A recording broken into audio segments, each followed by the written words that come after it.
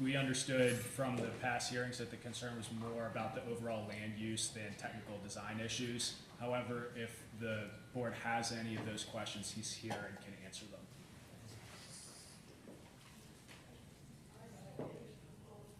I don't have it. I'm trying to think. I don't have any either.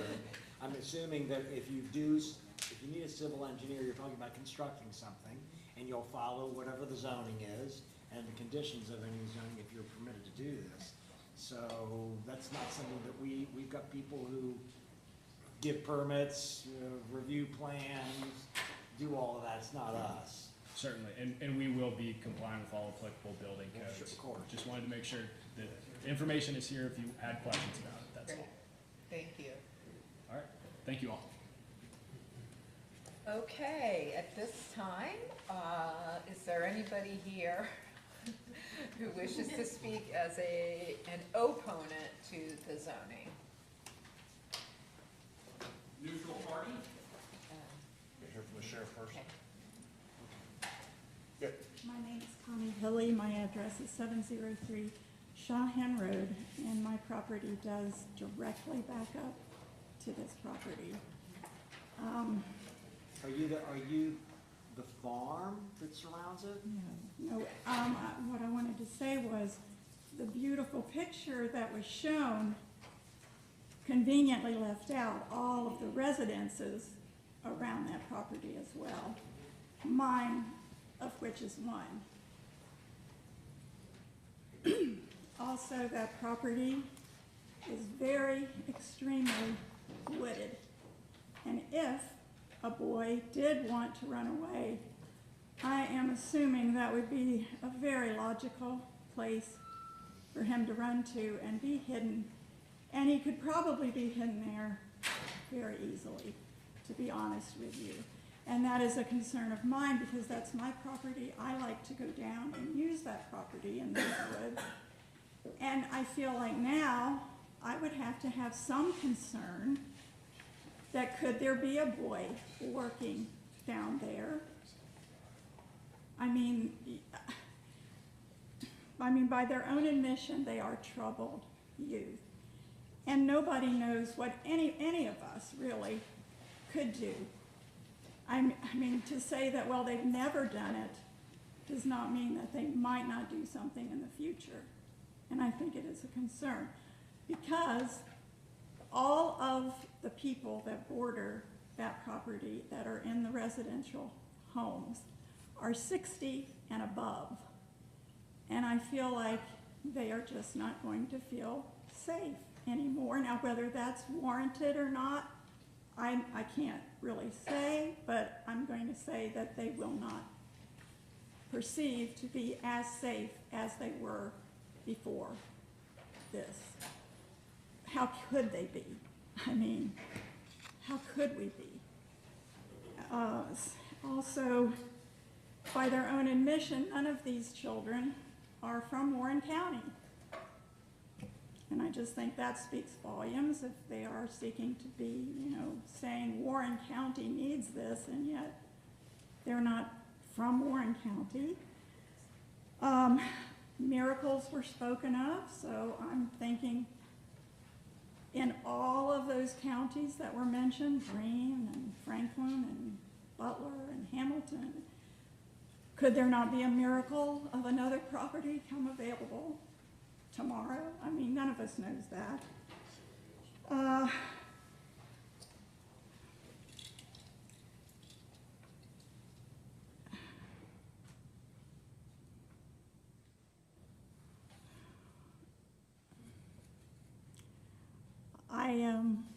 I did not like just being labeled selfish. I did not appreciate that. And my question to you is, if this were going to be in your backyard, would you vote for it? And if you would not vote for it in your literal backyard, is it fair for you to vote for it in my backyard? Thank you very much for your time and understanding.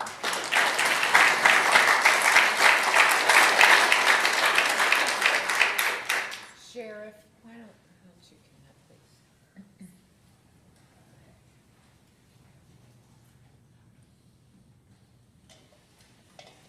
You said you were neutral, you don't wanna take a position on this? I'm going to remain neutral on this, but I am going to provide you with some facts that I've already provided them to you. Those numbers are important for me to make an informed decision on how we respond to this. But there were some things that were generated today that made me ask some questions of my staff. One, based on the trends that we looked at, for me, being a cop, I'm suspicious by nature, right? That's what we are. We look for things, and suspiciously, the calls for service have dramatically changed in 2026 since the inception of that they need to move, right? So I try to understand that, and I hope that the changing in staff and changing in protocols and I hope that's the case, but hope is not a plan. And I am planning for 75 calls for service that were going to be added on to us.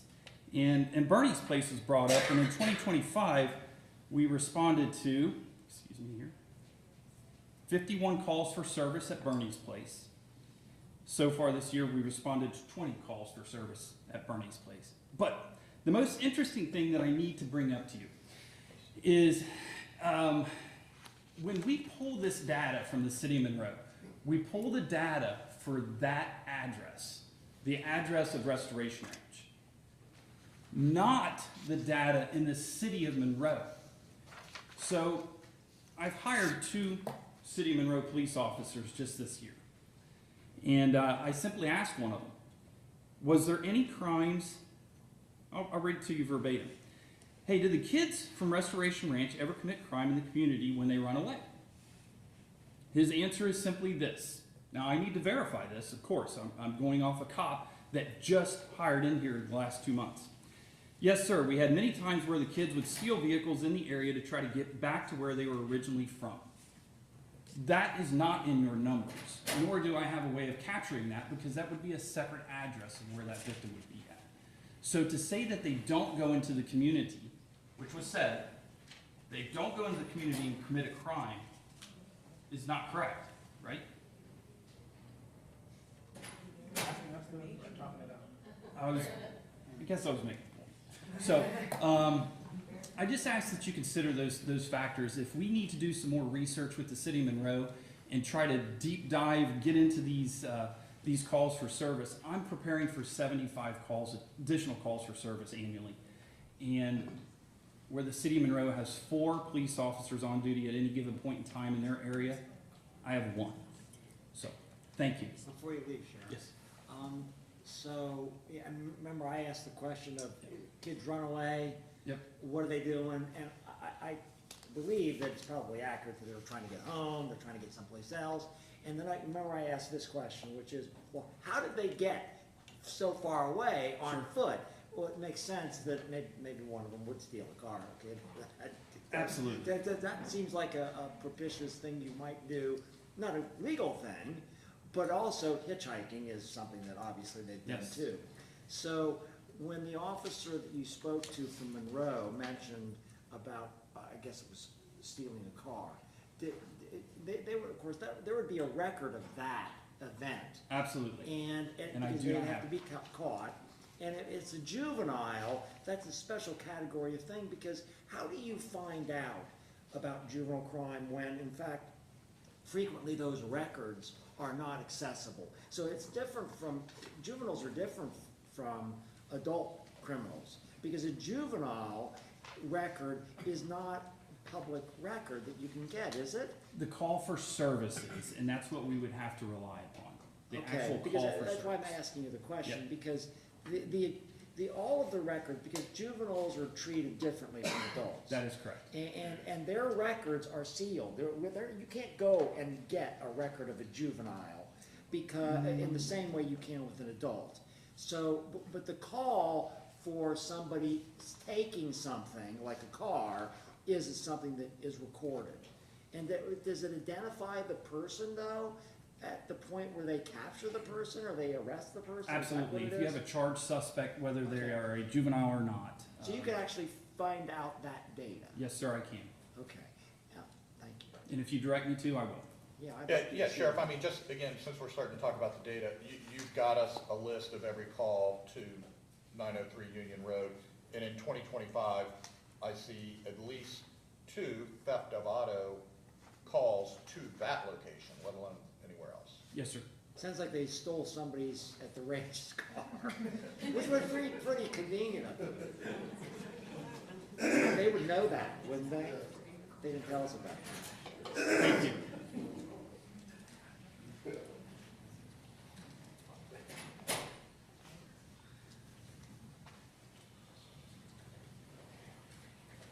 Good afternoon. I want to thank all the concerned citizens of Union Township for coming out today. I know it's a long hearing. As I've listened to the testimony, one thing strikes Will you me. state your name? What's State- that? State your name. Oh, I'm sorry. And Chris address. Cook, Union Township trustee. I am here with the full authority of the Board of Union Township today. In listening to the testimony that's been presented, both at the Planning Commission hearing and then at the Rural Zoning Commission, there's a commonality between all of it. And the commonality is that all of the testimony given in favor of this has been from people who have a financial interest in this project. We've not had one testimony from one individual who is a resident of Union Township who does not have a financial interest. And, you know, we've been accused of being greedy, that we should have millstones tied around our neck if we oppose this zoning change. And nothing could be further from the from the truth. I am proud that our township still allows its Board of Trustees to open our meetings in prayer. We did so last night, asking God for wisdom. And I ask God to give you wisdom today as you make your decision on this matter, that it's a zoning change. It's not about ministry. It's not about helping marginalized individuals. This is simply a zoning change, and it doesn't fit Union Township. You're going to hear from our residents today. It's not going to be about opposition to ministry. It's not opposition to Solid Rock Church or Restoration Ranch or the Bishop family or anything like that. It's certainly not opposition to the Oder family that owns the property. It's simply an opposition to this facility in our township where we have limited services. And there's just a whole lot of things. There was testimony given at the Rural Zoning Commission. These are gang members out of Franklin County, that they're not local people. Somebody said today, either in written slideshow or testimony given, that there were people from here. They're not. When you ask them if they are from here, no, none of the 10 are from here. We are importing people. This isn't us taking care of our own. You are bringing people to our area. And so I just think that's an essential part of this. So, you know, we have limited services. Testimony was given that they spoke with the fire department. That was a very casual conversation. Our fire department did not issue a report on this. This facility has very precarious driveway entrance off of Shawhan Road. It's not set up for this. It was set up to be a 2-bedroom house for some people that built the home to bring their family in for holidays. It's a very unique property, but it's just not set up for this. And I think the last piece that I think is important to understand is that I believe, should this zoning change be approved by your board, that it will go to referendum. So I do believe that the voters will ultimately decide whether this is going to be a facility that can be used for this purpose. Because our township, nobody is in favor of it. I have yet to find a person that said, yeah, that's a good idea to have these individuals here in this property. And the reason why is public safety. It's not about property values. It's not about anybody being greedy. It's none of that. It's about the fact that these young individuals have a propensity to walk into the neighborhood. And what it seems like from the pictures provided and some of the comments made by your board here, that it's surrounded by farmland. It's not. It's surrounded by homes. It's surrounded by a manufactured housing park to the due south. Right across a very narrow band of land across Shawhan is the entire city of South Lebanon with residential homes. The piece of land that you say is agriculture to the due north, that's a very narrow piece of land that goes right into neighborhoods. So it's not a mine, it's not surrounded by farmland, it's not like the Midwest group home. That would be a great place for these residents. It's out in the country, it's rural, not a whole lot of places to run, it's a good place. So I'm just gonna conclude by telling you that our Board of Trustees, which is in touch with our residents, know our residents, have fielded literally dozens and dozens of calls. Our Board of Trustees is unanimously opposed to this zoning change. Trustee Cook, you brought up one point that I think is 100% in the purview of this board. I mean, we can get lost in the weeds, and let me say this, I appreciate everybody's being respectful, and you get to a slippery slope when you start talking about God empowers me to do this, God doesn't empower me to do this. I'm not wise enough to know that. I am wise enough to follow the law and what the law says about things that are inside of our purview. Even the schools, to some degree, I hate to say, are outside of our purview, but I'm concerned as a Kings resident, I'm concerned. But the law tells us to look at things like access to public safety. The sheriff just made some representations. So this road is not a collector road. Can you tell us a little bit about if all of a sudden there's 75 calls for law enforcement, and then there has been a history, admittedly maybe not recently, of fires or arson, things like that on the site, that if the fire department has to come down a non-collector road, can you talk a little bit, do you have a concern about that? We have a lot of concerns about the public safety element. Matter of fact, I think that's all that, most of the calls that we have fielded and most of the residents we've talked to, that is the concern. It's never been about property values, it's been about the public safety issue, and specifically with the fire department. Our fire chief did not write a report on this, and I'm not sure what the connection was, but he said he did a walkthrough. He did not produce a report. But the house sits on a hillside. I mean, it's difficult. I'm gonna be here in a few hours chairing a hearing tonight for the Warren County Board of Zoning Appeals. We are not allowed to take evidence. We're not allowed to do site visits. We used to be able to do that. And then there was litigation, and so we have to go off the packet with the presentation and the information that you're given. This 9 acres is on a hillside, straight up and down. And then the driveway comes in at a weird angle. So, yeah, there are concerns. I don't think that it's really conducive to have an ambulance get in and out. I know it's happened before, but I just don't think that fire trucks, I don't know where you'd park.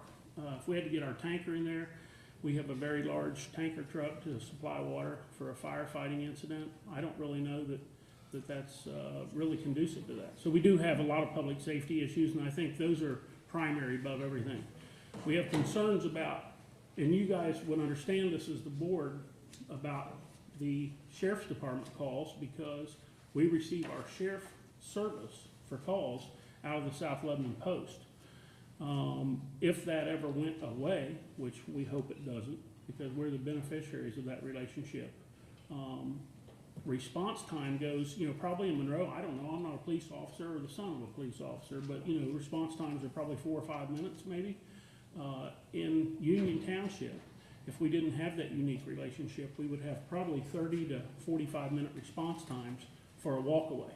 And the testimony that we heard previously in the previous hearings was that, that's a pretty consistent thing that happens, walkaways, and because they're juveniles, they're not allowed to lay their hands on them, they have to call law enforcement. So I think there's a lot of concerns about public safety. There's a lot of things that people are relying on today that are in place to mitigate those concerns, and yet there isn't a plan, should those go away, to take care of that. So I wouldn't foresee Union Township starting their own police department. I can't tell you what future trustees would do, but I can with great confidence tell you that I don't think our board currently, we've never really discussed it. It's been a while ago since we were approached about starting our own police department. We're not interested in that. So we want to continue to rely upon the sheriff to provide those services. And I think it's an undue burden. I think it's just a bad, I'm all for ministry. If anybody's for ministry, it's me. If anybody's for prayer, it's me. I believe in all that. I believe in the power of God. I believe in miracles. I believe in all of that. But what I don't believe in is this property in this location right now. I think it's a bad time.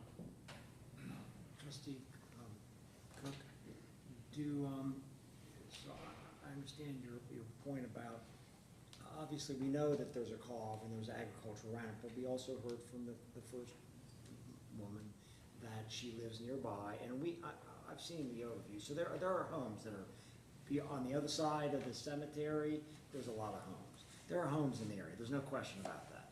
So, and I brought it up on Google Earth so I can see the entire territory there. So with regard to the road, which is the only reason why this doesn't work with its current zoning is because of the characterization of the road. And you mentioned something about a fire truck. I don't know that we know this, but I'm not sure that fire vehicles have been called in to the Restoration Ranch's current location. And I'm gonna ask them to tell me, have they ever been visited because somebody set a fire at their place? I mean, I grew up on a farm. My farm driveway was 1/3 of a mile long. Well, we had a fire at our home, and, you know, fire trucks got in there, but it wasn't easy. But it wasn't a daily occurrence. So are you thinking that a fire vehicle is a problem coming down that Shawhan Road? I don't think there's a problem with Shawhan Road because it's not actually on Shawhan Road. I mean, it is, it's 507 Shawhan, but where I'm talking about coming in is their personal driveway about to the driving property. the fire The driveway truck to on the their property. property. Yes, not the road. Okay, all right. I mean, our fire trucks go out Shawhan Road all the time. Okay, but, So, okay. that's a normal So thing. it's that you're, then that question is, what's the incidence of a fire vehicle going in? Because I can see a sheriff vehicle going in, you know, relatively regularly at this place. I mean, it's not gonna be a rare occurrence. You know, obviously, there's been a big drop-off in 2026, which maybe is explained by what they've already told us. But fire trucks is a different matter. I mean, that's you don't call in a fire truck to just have a call because some kid is unruly or something like that. You gotta have a fire, don't you? Not necessarily. I I'm mean, just wondering. A fire truck would respond to an Well, yeah, they incident. do, something, you're right, they do. But I have a something. feeling, just to put a bow on this, I have a feeling it's probably client dependent. You probably had a youngster that had a problem with that, because when I look at the sheriff's report on the first page, and this does go back to 2021, go with the pastor's comment, there was 5 fire dispatches within a 6-month period. So it depends on the clientele, that do they have a problem with that or not, but it can happen, obviously, because it did happen. Okay, so I wanna go back to the question about what the real concern is. I doubt that it's really fire related.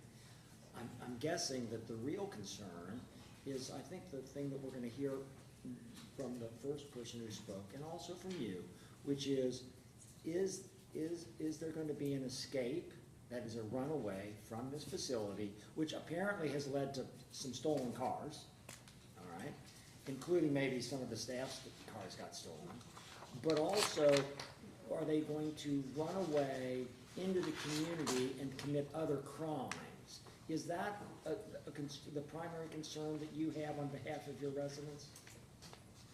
I would say that public safety in general is a Well, concern. that's the All thing, of isn't it, it? yes, that's a key element, absolutely. The key element Mr. would Grossman, be- the key element would be, we are concerned about walkaways, runaways. And committing crime, not just simply running away to get back to their home or wherever they're going, stealing a car to get there or hitching a ride, but actually running away from the facility to commit a crime in that community.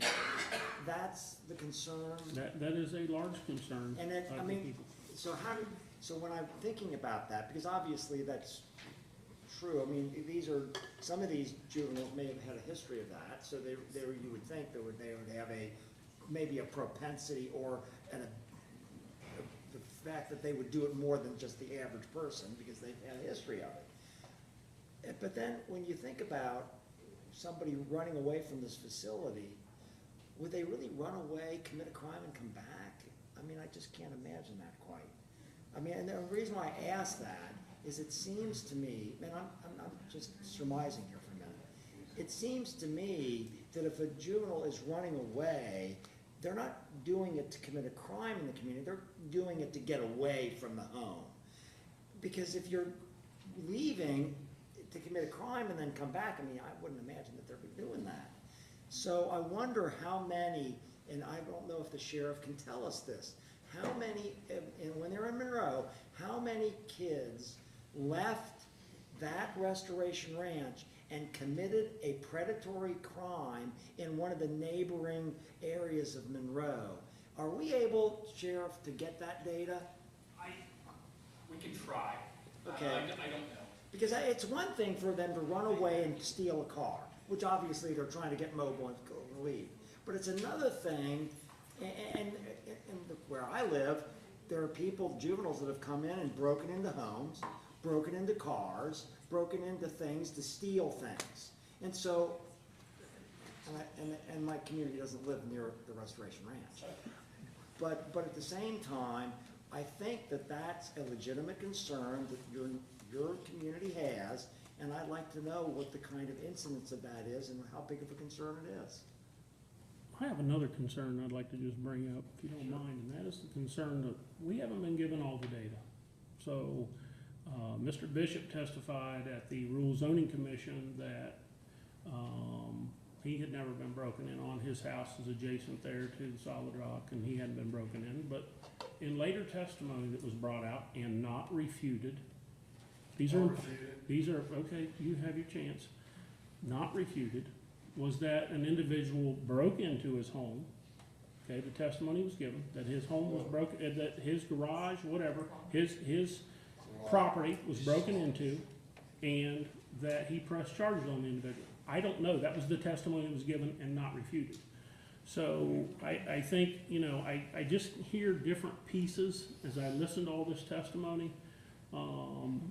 Somewhere in the literature, I didn't have time to research it here while this was going on, but you know, it was said that these are our people from Warren County, that these are Warren County residents that have been put into the system somehow. And then when you ask them directly here today, that is not the way it is. Well, I think And we the this testimony- keeps coming up. I This think keeps the coming up. statement, Trustee Cook, was that currently, I don't think that they have any Warren County residents. But that is boys that are originally from Warren County, but they have had many of them in the past. It fluctuates. I think that's what they're saying, is that sometimes they've got Warren County boys and sometimes they don't. So it's not that I don't think that, they don't exclude non-Warren County boys from coming to the place, nor do they exclude Warren County. I think that they get what they get. And sometimes it's Warren County, but they've got, I think that's what their testimony was, or their statements were, that they do have Warren County boys. Just not currently. Yeah, that's right. I think that's what they said. Did you want to speak to the Yes. break-in? Yeah, Just to a comment. address that, I misspoke a little bit the last time I was here, just because of I've had 9 concussions, so but about 5 years ago, and I had forgotten this, I don't think it's so. Maybe 5 years ago when the program was in its infancy, and it was a problem because they were under different, leadership. They were taking anyone, violent, fire starters, all this. So yes, we were getting the cops called a lot, only until the last couple of years is the program really changed. No one broke in my house, no one broke in my garage. And I totally forgot this because it was so insignificant.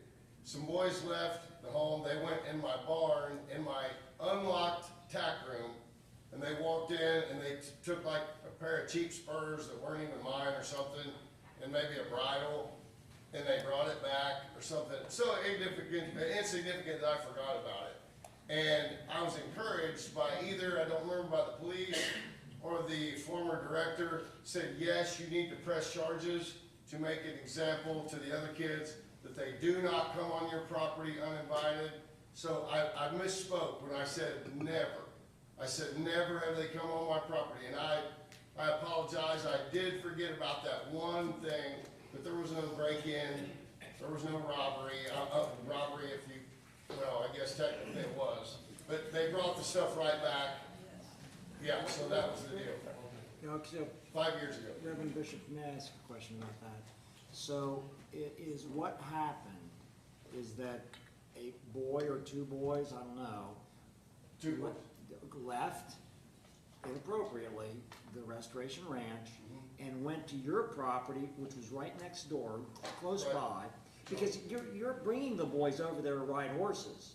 So they knew about your stable. Yeah. And they knew about your horses there, and they knew about your tack room probably. Right. And they then went into your unlocked stable, which was against your rules, obviously against the Restoration Ranch's rules. Right. And they took something that was not theirs from your stable, correct? Did they go back to the Restoration Ranch then? Yeah, With the stolen property? they brought it back, Well, that's key. That's Yeah. what the general thing to do. yeah. So And they they went apologized, and back. they still call me. Okay, well, hang in there. So they went back with the stolen goods, and how did you catch them? What's that? How did you catch them? Because they obviously left. Maybe you knew about that. Maybe the ranch knew about it. They went to your place, stole something, went back. I didn't know about it until the next day, the staff caught them, whatever Okay, but the point is, they actually had seen something at your ranch that they wanted, and they left, stole it, and took it back with them, and you caught them. Is that right? the The staff ranch caught did. 'em. Okay. Yes, sir. All right, there you go. Thank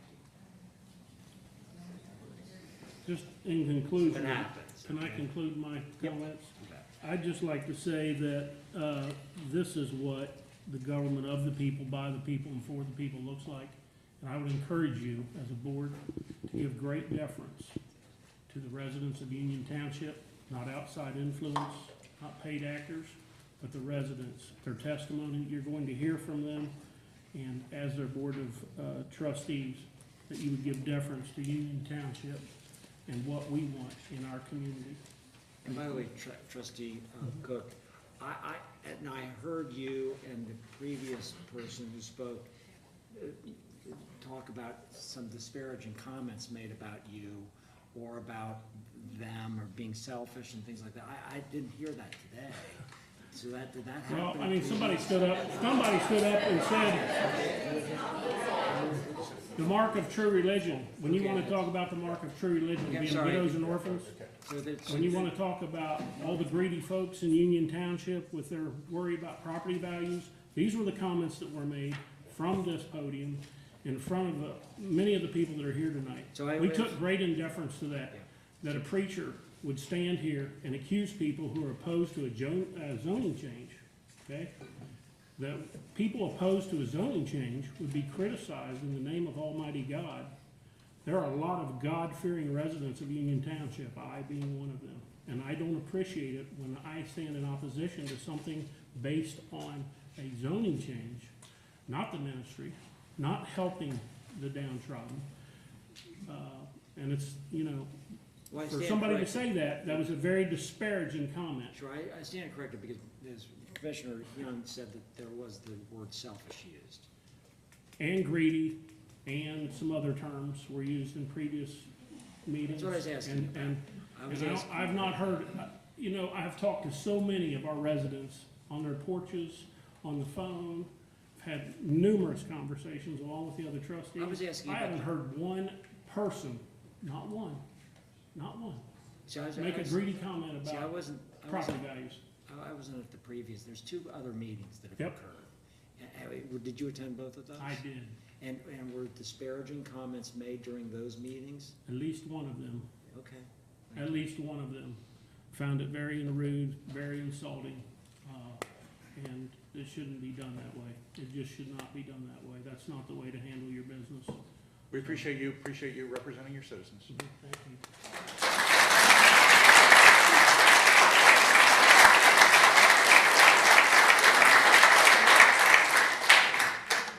My name's Connor Ford. I own property at 3480 Dry Run Road, just down the street from Shawhan. I'm speaking today because I had several people stop by asking if I would come back because I spoke at the last meeting. Some things that I took note on was that I noticed on the zoning thing, healthcare said prohibited, but yet this is a healthcare facility. They've been documents of apparently staff stealing drugs from these children. I come from a background of facilities, being raised in and out of these facilities I got sober when I was 39 years old, and I've been sober 7 years. And what I can tell you is some shrubbery is not going to keep these kids and unlocked doors from leaving.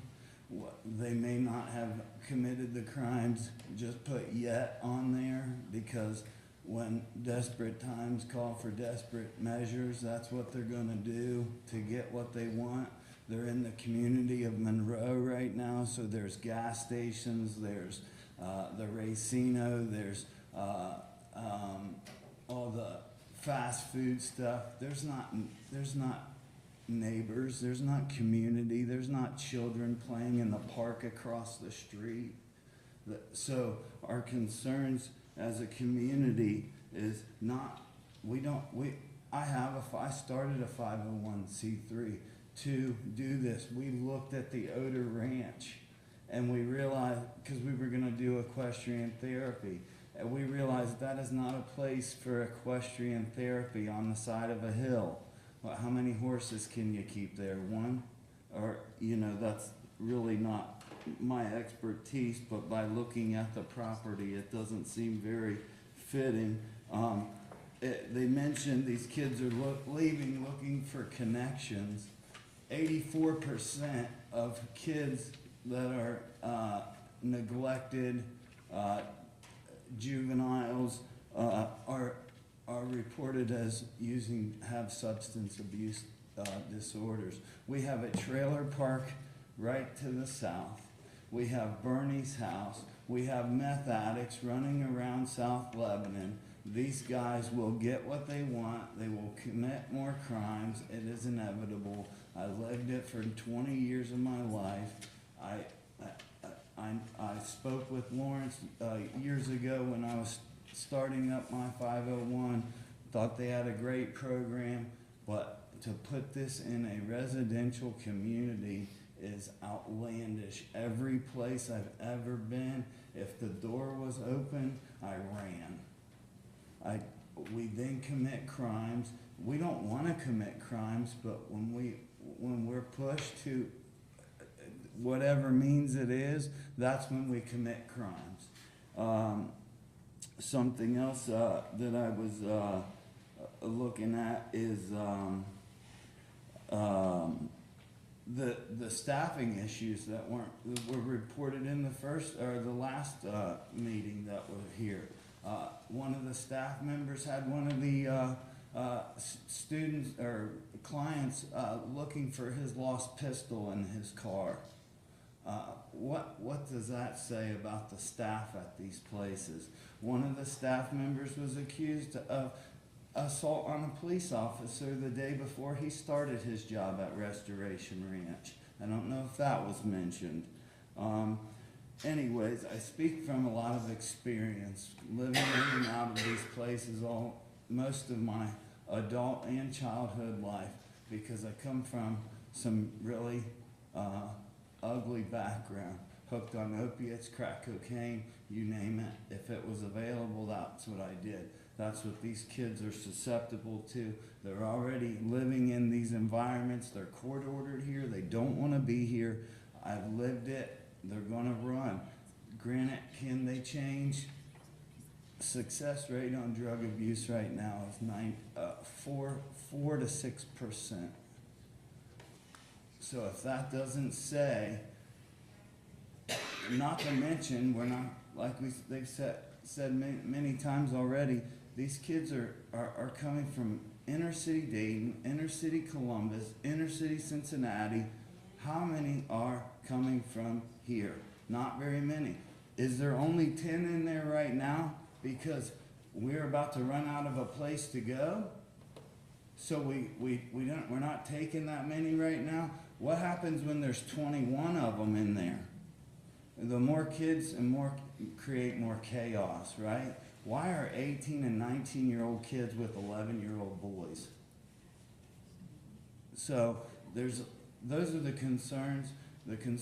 I have a 3-year-old. I have 10 acres right down the street with my wife. I fought my guts out to change my life. It wasn't because of a facility that did it. It was because I was at my bitter end and I finally decided to change when I was 38 years old. And I don't want my wife or any of these residents to have to worry about walking around the side of their barn and getting whacked by a kid who's desperate to steal their car. That stuff doesn't happen. Those opportunities aren't in Monroe like they are in a neighborhood where they can duck off and hide and go to the trailer park and go down into South Lebanon. My buddy just cleaned up the middle of South Lebanon. He owns the laundromat and where Kemba Credit Union is. Spent every ounce of energy he could to clean that area up. Why are we bringing more stuff into this neighborhood that doesn't need this? And I'm all about helping. I'm a God-fearing man. God saved my life if it wasn't for that. So this is not a religion or a topic based on that, but to stand here and quote scripture about tying millstones around our neck and we should be thrown in the ocean for not taking care of widows and orphans, and then the spewing of lies that came out, and then we get up and leave during the middle of the last meeting because the old staff members came and spoke about really what was going on at this recovery ranch. That's where we start to have a problem as a community. And so with that, I'll shut it down. Thank you.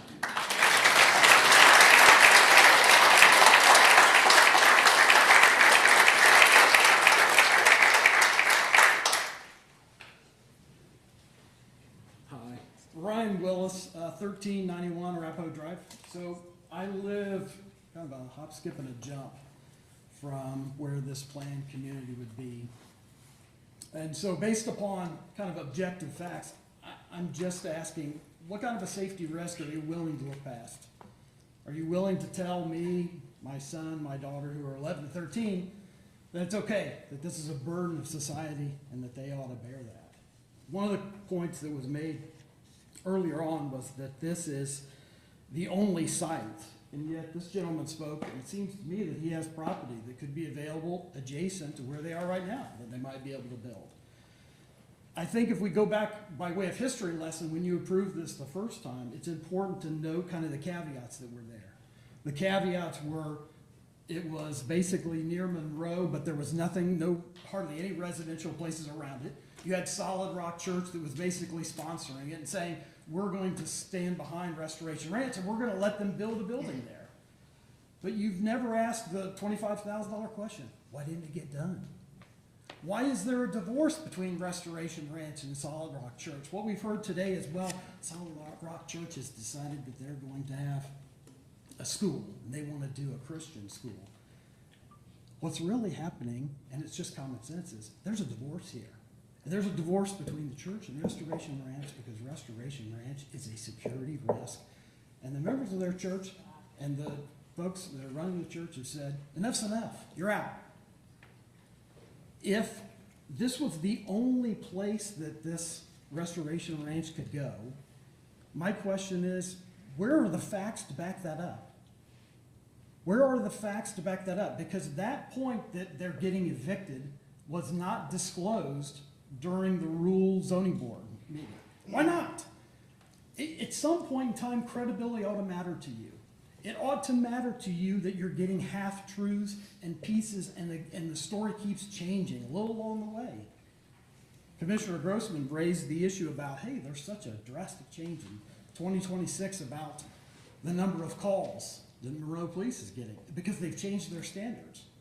So my question to you is, if you approve this today, what keeps those standards in place? Are you gonna put a caveat that by changing the zoning, that they have to maintain those same standards and they can't change them? Because the day after you approve it, and they change it, now what have we got? Now we've got a real quandary. And who's gonna bear that burden? And that's what I wanna say to you. You are in a very unique situation. You don't live next to where Restoration Ranch wants to live. I do. I have, like I said, 11-year-old and a 13-year-old. And I value to the nth degree their personal safety. And if somebody threatens their life, I'm gonna do what I have to do. And I don't care whether it's a 13-year-old, a 15, a 16, 18-year-old. It's not gonna matter to me. And it's not gonna matter to the people that are around there. These are an awful lot of people who have weapons for personal safety in their homes. Do you want to be the ones that are basically on the record having voted putting this location in place, only to see on the news, oh man, we had a shooting. We had a shooting 3/4 of a mile from Restoration Ranch when some kid tried to break into a house and got shot and killed. That, you're putting them right in the middle of a residential area, whether you like it or not. This, at some point in time, common sense has got to come to the forefront and say, hey, look, I'm not opposed to what they're doing. This is just a horrible location. And it may be that there's no great location in Warren County. So be it. Sometimes we have to make hard decisions when those hard decisions are just right in front of us. But the safety of my children and the safety of our community matters. And so far, when I've listened to Restoration Ranch, it's been one half-truth after another. There's one consistency about Restoration Ranch, and that is it's inconsistent. Things have changed every step of the way. 6 months going in, well, we're going to build a building. Well, we didn't build a building. Well, what else has changed? Well, our incidence rate at the Monroe Police Department has gone way up. Oh, but we've changed our standards. We've learned now. We're such great guys, but the church is kicking us out. It's like, guys, come on, common sense here. Why would you take a problem child institution that basically has probably the best location it can have right now, and yet they're getting evicted, and put them in the middle of a residential area? That makes no sense whatsoever. None, zero. And like I said, I'm all for trying to help some of these kids.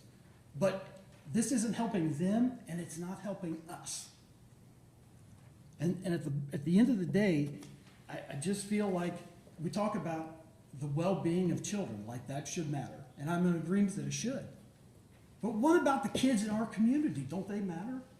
I mean, I would have brought my daughter really wanted to come today. She's 13, and she wanted to see how the sausage gets made. And I said, well, no, you can come to the Rural Zoning Commission meeting, but this one, no, we'll hold off. I mean, you've got a camp to go to, have at it. But she, like I said, and my son are the most precious things in my life, besides my wife. And I just don't see in any way, shape, or form how, from a common sense standpoint, this makes my children's lives safer. And I'm going to ask the simple question, which is, which of you is going to answer when this goes south? Who's going to be the one to write the insurance check and say, hey, I'm wholly responsible for that decision? We're not putting it in Springboro, right? We're not putting it in Heritage Club, right? We're not wanting to put it in Deerfield Township. And I get it. And I said in the last meeting, we're not a dumping zone for Warren County's problems and some of these kids. I mean, they're troubled. They're telling you they're troubled. You don't take my word for it. They're telling you they're troubled. Why would you take that troubled circumstance where basically it's got everything it needs right now and yet it's getting evicted? That ought to tell you something. And I'm just saying, this is a huge common sense. This is like a common sense litmus test. Just use common sense and say, we are not willing to accept a degradation of safety for our community members. It's not worth it. I mean, if you're telling me that I'm less worthy than some of the other people because, oh no, it's a burden I should have to bear. My safety's not important, and my children's safety is not important, I can't sign off on that. I don't agree with that for a second. It is not a permissible risk of safety to put this in the place that they want to put it in. It's just that simple.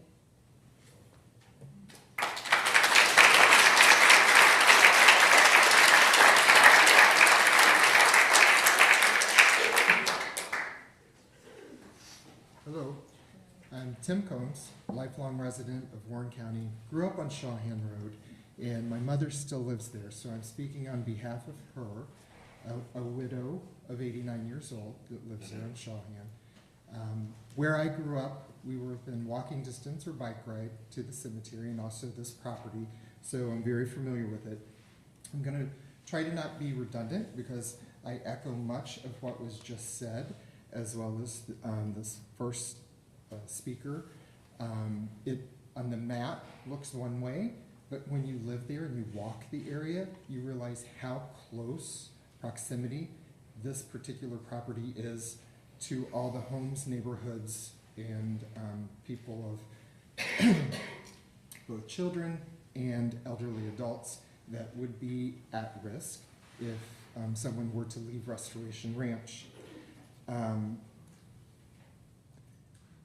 There was also a comment about if not next to a quarry, where else? Well, I would challenge that. One, the quarry is just on one side, and as multiple people have spoken, you know, there's residents all around that, and even the wooded area is very small. But if you think about why not next to a quarry, well, it's a huge, deep lake, and so that puts people who would be running away from something very much at risk themselves. There's also the river that's very close.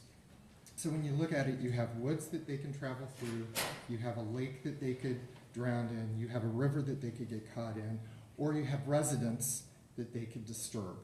No direction they would go would be a safe direction, either for them or the community.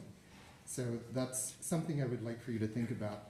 The other comments that I have are really want to stimulate your thought. I don't have the answer. Maybe others do. But early in the proceedings, their question was, why did the last committee vote this down? And there were two primary reasons called out. And one of them was, hey, there was a property already rezoned for this. And there's been a lot of discussion about that property and such. My question that I would ask, or a couple questions that I would ask you to think through is, if SRC is still a strong advocate and supporter of Restoration Ranch and the concept, why are they not allowing use of that previously zoned area that you did and looking for a different location for the school? There's been a lot of discussion of, hey, there's nowhere else that we can put Restoration Ranch. Well, is there also nowhere else that the school could go if Solid Rock Church is still an advocate and supporter of both their concept of the school and Restoration Ranch?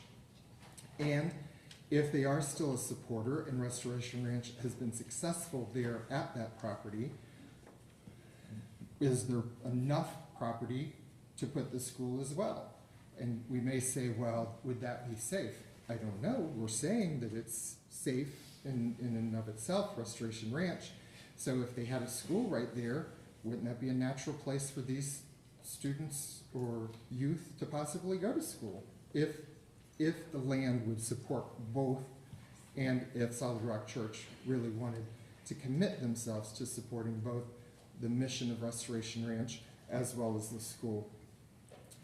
And when we're thinking about the fact that, you know, one of the big arguments has been there's nowhere else to put this, I have to go back to the numbers. You know, who you had here speaking today, everyone had a vested interest in this, but was there an independent review that said there really is nowhere else already zoned and laid out to facilitate something of this nature? Because Restoration Ranch has its own needs, and if you had a list of what those needs are and you really looked at property and real estate available, do we have somebody independently that looked and said, no, there's nowhere else, this is the only property that's suitable? What we're going off of is those parties that are involved in the transaction, and so that makes it a little skeptical.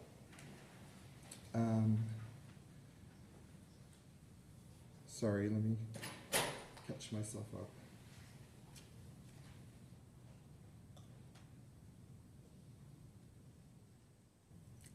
There were also quotes about the statistics and how many were from Warren County, and we know at the moment that's a very low number. Well, when we're looking at what properties could support this, and they're saying this is the only one, why are we looking in Warren County?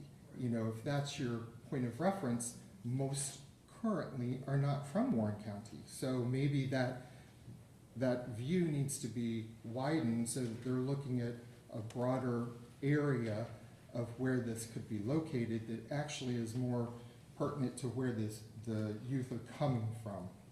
And if now is just a snapshot in time, why are we not looking at some statistics over like a 5-year basis? So within the last 5 years, how many of those youth came from Warren County, as well as with the sheriff's report over the last 5 years, what's been the number of issues that have stimulated from that property. So I just want to encourage you to think through and ask the question, why are they being asked to move? Why are they not using the area that was zoned? Why is it that the school needs to replace that versus Restoration Ranch? And why is that the only place that we're looking within Warren County when that's not even where most of them are coming from currently, and we don't know over the last 5 years whether it is or not. So just wanted to stimulate those thoughts and, like I said, echo the last speaker on much of it. Thank you.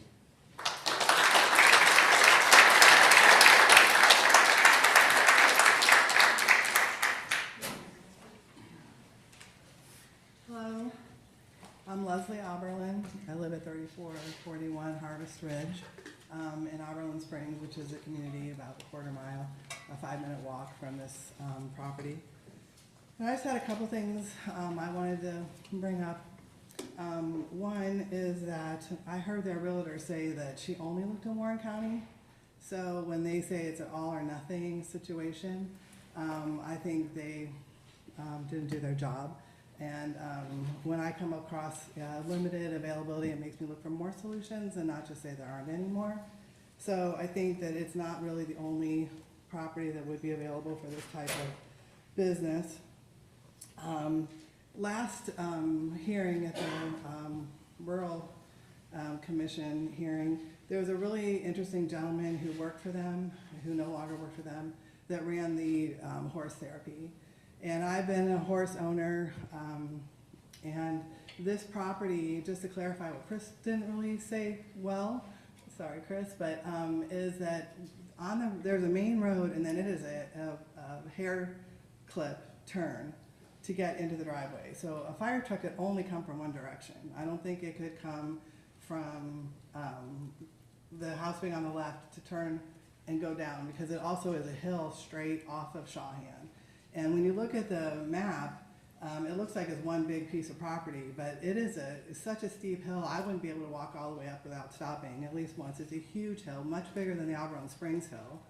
And it looks like it's at least half that pasture, so I can't imagine they could have more than 2 or 3 horses there, and very limited pasture land.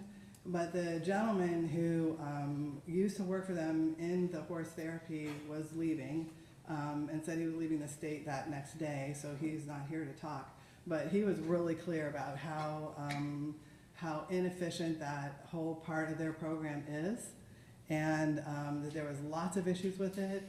It appears to me after today that they only have one person working there that's been there more than a year. So a lot of turnover. So with new people comes expectations that get changed, and then probably more new people. So I feel like as an organization, they may be just a little bit sketchy. I've been listening to the story kind of change over the last couple meetings too, which has been a little disconcerting. I think boys like this need a lot of exercise and they need activity. So I love the horse part of it, but I don't think it's realistic on this property. And they also talk about a gymnasium, but they were really powerful about that in the rural meeting, but then really didn't bring it up now, except to say they didn't have the funds for it yet, and it would be down the road. So I think it'd be really detrimental to not have a place where these kids could exercise and work out some of their energy. It's also a 3-bedroom home, and if they have to be out by the 1st of September, I run a home building company as well as a development company, and I don't see how they could get more than 3 bedrooms in there by the 1st. Maybe they have a plan for that. I'd like you guys to investigate how they would change that, how you get 11-year-olds to 19-year-olds sleeping in the same house, how many rooms they get, how many are per room. I think that needs to kind of be evaluated. And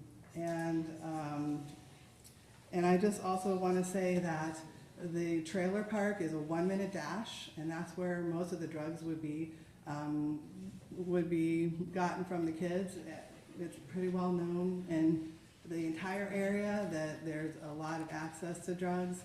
It's literally a 1-minute dash. And it's a 5-minute walk to our community where we have 47 kids who are under 14, and they are also God's children.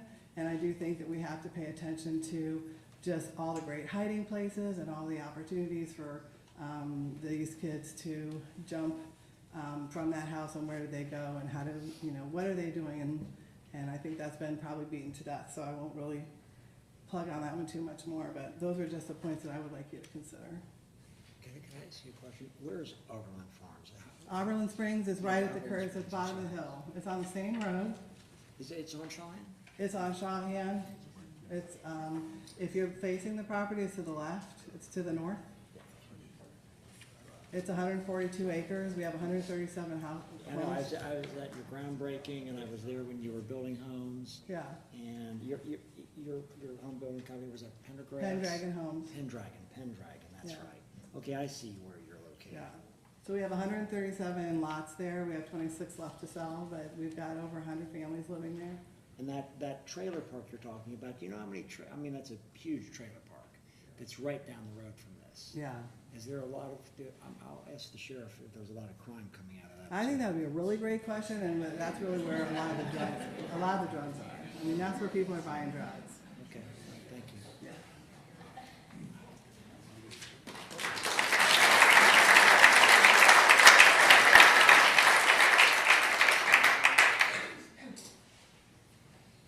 Hi, my name is Kelly Laswell. I'm at 595 Lester Lane, and I live right down the road from this property. I've heard everyone speak in great points. I want to bring kind of a personal touch to it, because I lived at 747 Shawhan Road, which is actually a neighboring property, and it's unique like this one in the fact that it's a farm on an extreme hillside, which is what this property is. My family moved there when I was a young child, the same age that they're going to be taking in. And we had horses. I showed horses for years as a child, and we were active in church, which is another thing that this group instills in the people that go there. But I will tell you this, putting something like that on an extreme hillside, it's miserable. I lived it. I think instead of having an attorney volunteer for them, I think they should have got a psychologist. And I just need to point that out. The other thing is, if we're concerned about safety and they're taking in 21 boys, I didn't have to compete with 20 other boys in one level of a single family home. I had 2 siblings, but we weren't fighting, and I wasn't worried about them. So I can tell you, even with 2 siblings, wasn't around the house. If you tried to play, it's a hillside. You can't go out and kick a ball. I made the analogy of that ball kept rolling right down that hill into that mine, okay? It happened, and I ended up playing in the mine. I can't swim, so I guess I got lucky I didn't drown, okay? So my point is, if we're concerned about the safety of minors, they don't have a choice here. This is going to be discussed by commissioners. This is going to be discussed by people who have a financial interest. As they said themselves, this is a business, and they're paid, and they're desperate. Desperate people do very crazy things, and they're being evicted. So they have to find a place to put these young men. And if they put it on this property, it's not, in my opinion, a place anyone would want to be. They're going to run off. whether they could be perfectly innocent running off, I just want to get home, but the fact is they're going to have and desperate people who's trying to do this, and also desperate young men do some crazy things. In addition to that, I know this is zoning. I gave my pitch about safety, and I had enough injuries. I can tell you it's a hillside. I showed horses. Having horses on a hillside is ridiculous, and I do mean ridiculous. It causes injury to the horses. It causes injury to the people riding them. I've had banged up fingers and everything because it is an extreme hillside. For that reason, we had to finally move. You can't have horses and show horses and be an equestrian and live on a hillside. It's just ridiculous. So we moved across the street.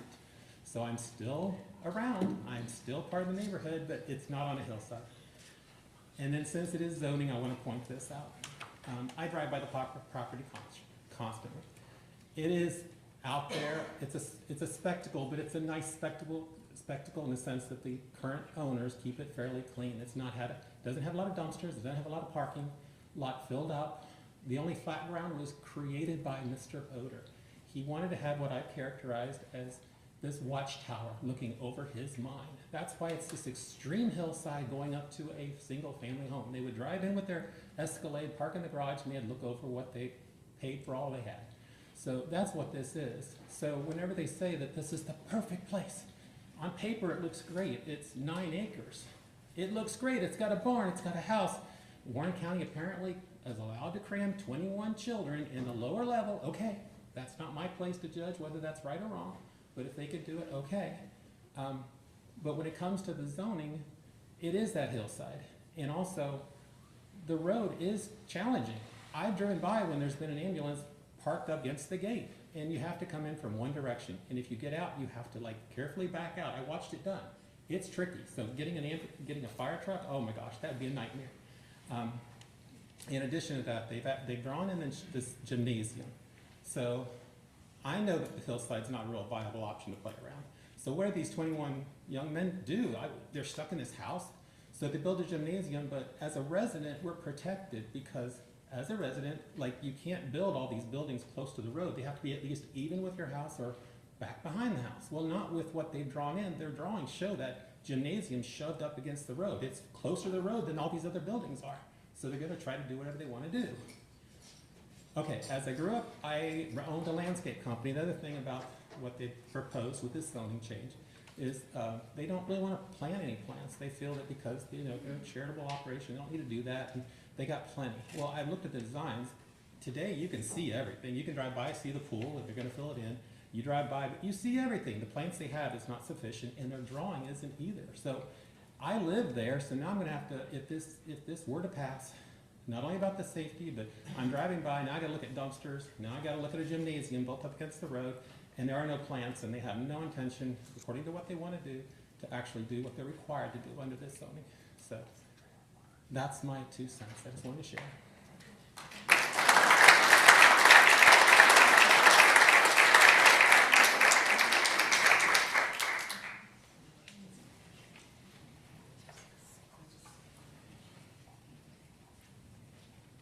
Good afternoon. My name is Janelle Groff. I am a member of the Board of Education at Kings Local Schools. And I understand we are in a zoning meeting, but zoning and schools do a little bit overlap. We will always come to you and ask you to keep zoning so that we're not adding tons of more kids because it's expensive to educate children. We are in the business of educating kids. Those boys move all of us when they come here. And I said this at the last meeting, and I'll say it again. I mean no disrespect to the people that work at Restoration Ranch. I applaud you on the hard work that you do. But what I will say is the woman that mentioned that these kids probably won't be at King's, she's right. But we will be paying for them. So the reason I came today is just to discuss the financial impact that this has on the school district. Currently, we receive $15,686 to be exact in property taxes. That will go away because this will become a nonprofit. But that's a minuscule amount compared to the rest of the money that we're talking about. Unfortunately, no one from Restoration Ranch reached out to our school district to talk about how this is going to affect our district. So what we did as a district is we reached out to Monroe local schools to understand and learn from them what this meant. Monroe confirmed that all but one student were outplaced because of behavioral issues. So that is correct. One student went to Monroe and they paid for them to be educated at Monroe. If you outsource a student for behavioral issues, like you mentioned, Mr. Young, like the alternative school or anything, there is a significant cost to that. The cost to Kings to outplace to our Warren County ESC would be $74,700 per student for behavioral issues. If you take 21 students, because keep in mind, we're now more than doubling the size, we are looking at over $1.5 million to educate these kids each year. But again, that's not at Kings, that's to an outplaced source. Not to mention transportation costs and additional stuff just to manage the whole process. Because if you have kids coming in and out, we're gonna have to hire somebody that's gonna manage all of that. So the burden goes to our taxpayers in the Kings Local School District. There was a question about how much it costs to educate a kid at Kings. The current cost right now is $15,022 per year to educate a student. The state gives us $33.97. That's right. $3,397 of the $15,000 is all we get from the state. There is potential that if a student from Restoration Ranch came over to Kings, we might be able to recoup that state money, but the rest of the shortfall from that $74,000 minus the $3,000, that would all lie on the Kings Local School District. So please, again, nothing against the program, nothing against their mission, but this is just not sustainable for our school district to pay this much money out to educate kids that aren't even Warren County residents, even more so Kings residents. May I ask you a question? Yes, sir. Because I asked this question, I think it was to Lauren Klaus, and that dealt with, and I think that Commissioner Jones confirmed this, because I didn't understand this, and that is that the school system from which these boys come is responsible to pay for their education and their schooling, even though they're not actually going to that school any longer. Mm-hmm. So I thought, I didn't understand this, so I asked questions about it. It seems like an eon ago. and how that worked, and they answered, and I believe that Commissioner Jones also confirmed this, that it is the school system from which the boy comes that pays for their education when they're here in Warren County, wherever they go.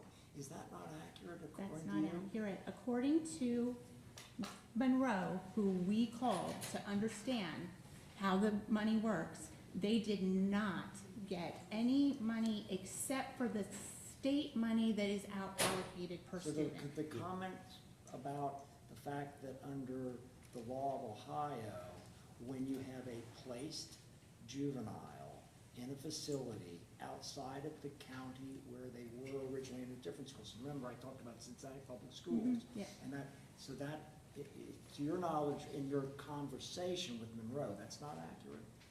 It's kinda accurate. And this is where it gets a little hairy, I think, is they're required to reimburse a court-ordered placement into the district. So if Kings were to take a child from Franklin schools and take them and they put them into Kings, Franklin would reimburse Kings for that amount. However, that's not really where the kids go to school.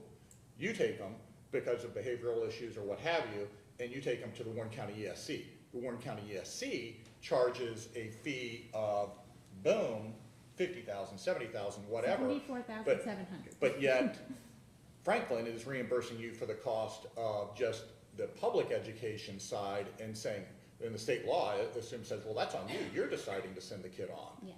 I think that's the way it works. I'm still really confused about this, and I'd like to get the answer to it, not hearsay, not opinions, not statements. I'd like to know, and I'm gonna ask, because we're probably not gonna decide this today, we're gonna deliberate later, but I wanna know exactly how that funding works.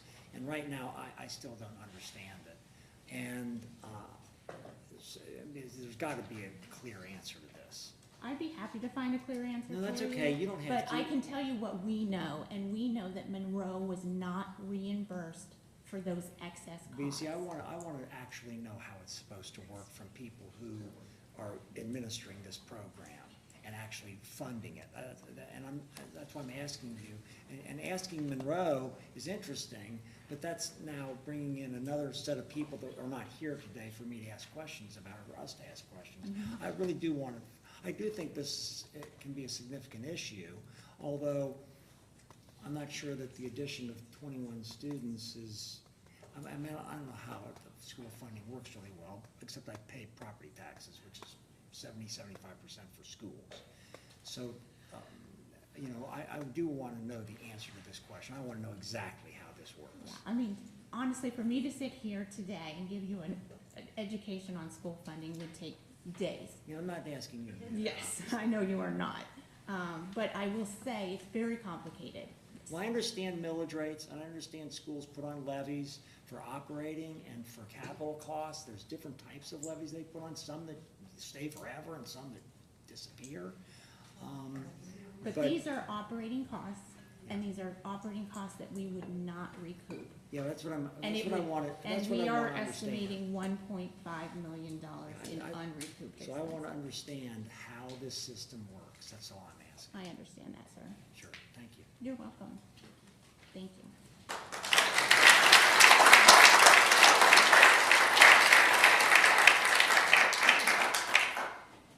Hi, my name's Ann Miller. I live at 1627 Arapahoe, just a little less than a mile from this location.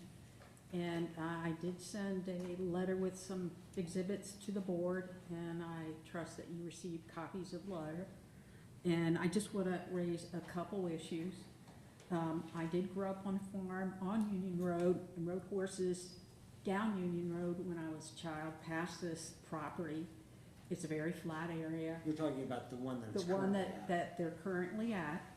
So it's very immutable for horses and equestrian. Now, I would encourage, if you can, to do a site visit to this property, and you will verify that there is a steep drop-off. If you look at the property within the property lines, there's only a small portion that's flat. So it's inappropriate to ride horses up and down that hillside. It would not be good for the horses. It could create a lot more dangerous riding for the boys. And there's not enough outdoor recreational area that's available right now, because you can't really play sports or exercise on the severe hillside. The second point I want to point out is the driveway into the site.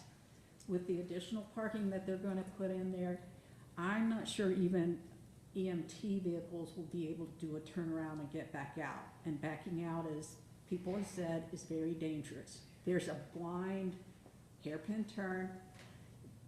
I trust there's no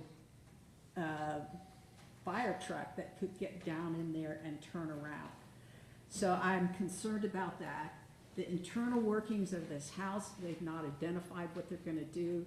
If you're gonna have, I think, up to a total of 33 people in the house, not just the 21 boys, but staff, I don't think there's any fire suppression in there, and I'm concerned that that's a big issue. Along with the issue that the surrounding area has the attractive nuisances that people have spoken about already. The mining pond, the location of the mobile home park, South Lebanon. It's just, it's not the rural location that they used in their application information. I do question why it wasn't until the end of the last meeting that they came up with the statement that the property that had already been zoned for their use was now no longer available and was gonna be used as a school. I don't see that any action has been taken for that. And Restoration Ranch has raised money since 2020 for this ranch, but they've never started anything on the property that was designated for it. And I think that that probably concludes what I have to say, because I've said it all in my letter. Thank you. Thank you.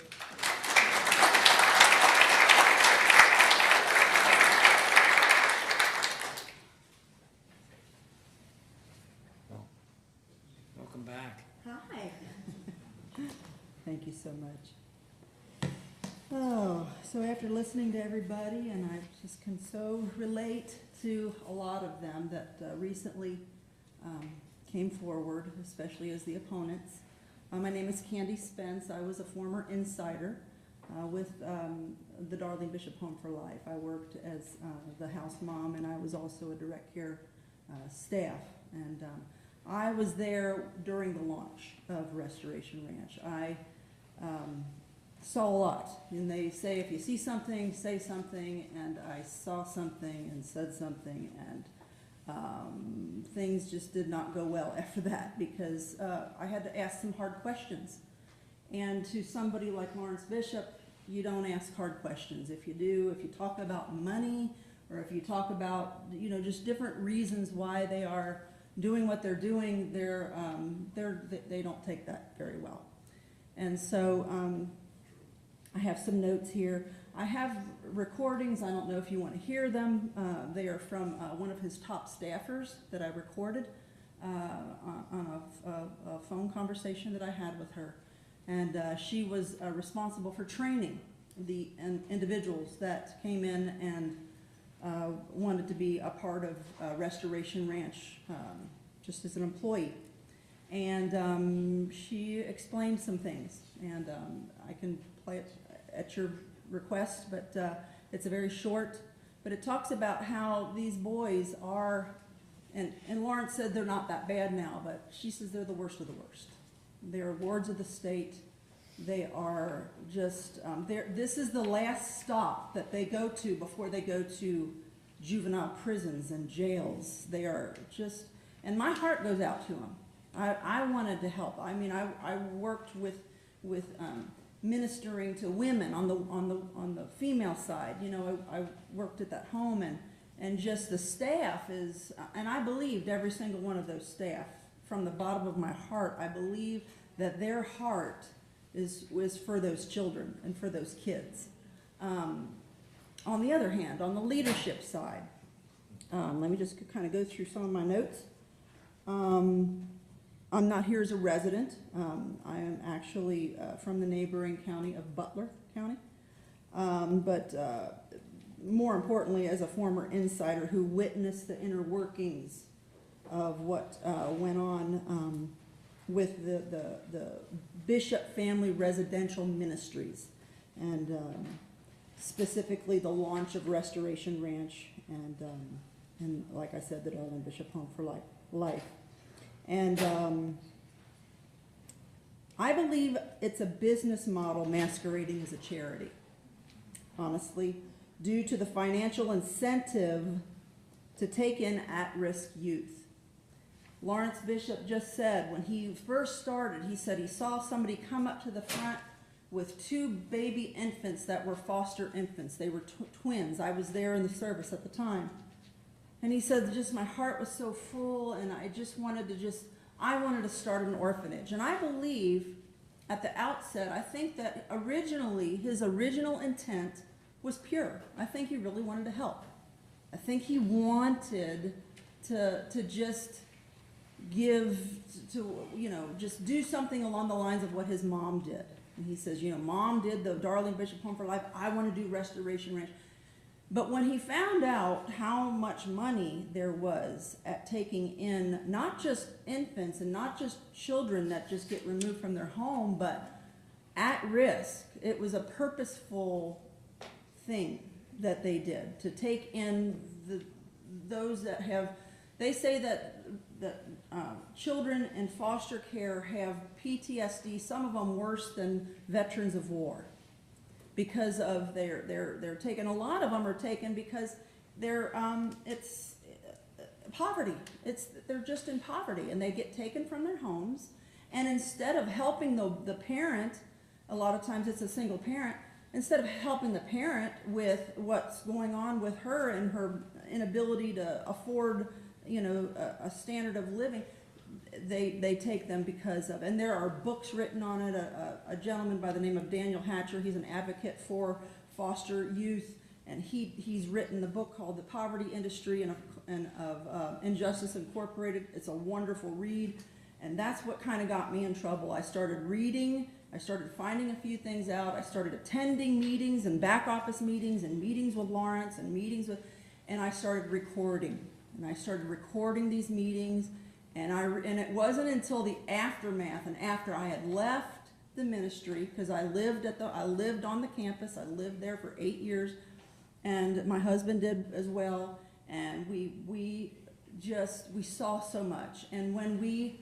saw that they were getting rid of a perfectly good ministry because they weren't bringing in enough money, and when they found out that they could make this kind of money with at-risk foster youth up to $3,500 per month per child, and that's just them as a resident. That doesn't include when they get fostered out. So they're also a foster agency. So you come in as a person that wants to foster a child, and you become a foster care parent or an adoptive parent, and you adopt one of the kids out of Restoration Ranch, they get money coming and going. So, so don't let their compliance on their 990s, because they're just checking all the boxes, but it's not. I believe it's they're just providing the bare minimum on that, just to get the person that's just probably overworked at the IRS to just say, okay, this is okay. You do something like what that Nick Shirley guy did that went to Minnesota and walked into those, shell of a company. Do something like that at Restoration Ranch, and I'd want to see that if they really have 10 children there. But the applicant, Lawrence Bishop, is asking you to grant a planned unit development status to rezone 9 acres. You already know all that. And from what I understand, a planned unit development allows them somewhat to customize their own rules. I don't know, but they're asking you for this exception because a standard residential zone cannot legally support the corporate size volume required to keep their multi-million-dollar revenue pipeline alive. So if you look at their IRS filings, on 2022, their gross revenue, their total income was only $218,000. Their net income after expenses was $32,000. But in 2024, their gross income was $1,033,155, and their net income was $224,000. I know that doesn't sound like a lot, but between 22 and 24, the operations gross revenue exploded by $815,000, and net profit pocketed at the end of the year jumped from $32,000 to $224,000, representing a 588% increase in pure net surplus over a 24-month period of time.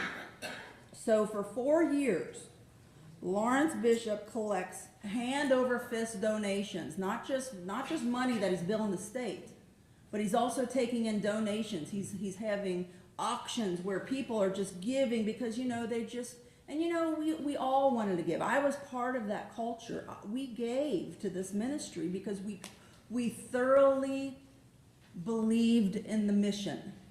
It wasn't until we started asking the hard questions. And when we started asking the hard questions, then it turned into what do they call it when you, they turned on me and just started making up all kinds of things about me. And so it's like, it's just to kind of divert from what the problem was. So what they did for 4 years, they billed the state of Ohio for the residents and billed even more when the boys left. I told you that. Holding annual auctions. People donated high dollar items, new Corvettes, under the explicit promise that the money would fund a custom, this is the 30,000 square foot facility on the church's north campus that you all approved, to house 36 boys, okay? But before they did that, they commandeered the Lawrence Bishop Family Center, which you probably heard from the previous meeting, which I wish I would have been here, but I wasn't, I didn't know about it. But they made it to where they could take in 12 boys and at least get the money rolling. So the board needs to ask where, and I don't know if it is even relevant to this. I mean, if it's just to zoning, then it's not, okay. Then, well, I don't know. I would say where's that fundraising money? Why is the original 30,000 square foot project dead? And was the donor money quietly repurposed to buy the new acquisition, the 810,000 movie theater on Dixie Highway? So Lawrence Bishop could launch his own separate church after there has been a toxic family feud that has left him ousted and legally banned from Solid Rock Church's property. So he has to leave Solid Rock. He can't be there. And as you heard, it's, you know, September 1st was when they got to leave. So he is stranded with this lucrative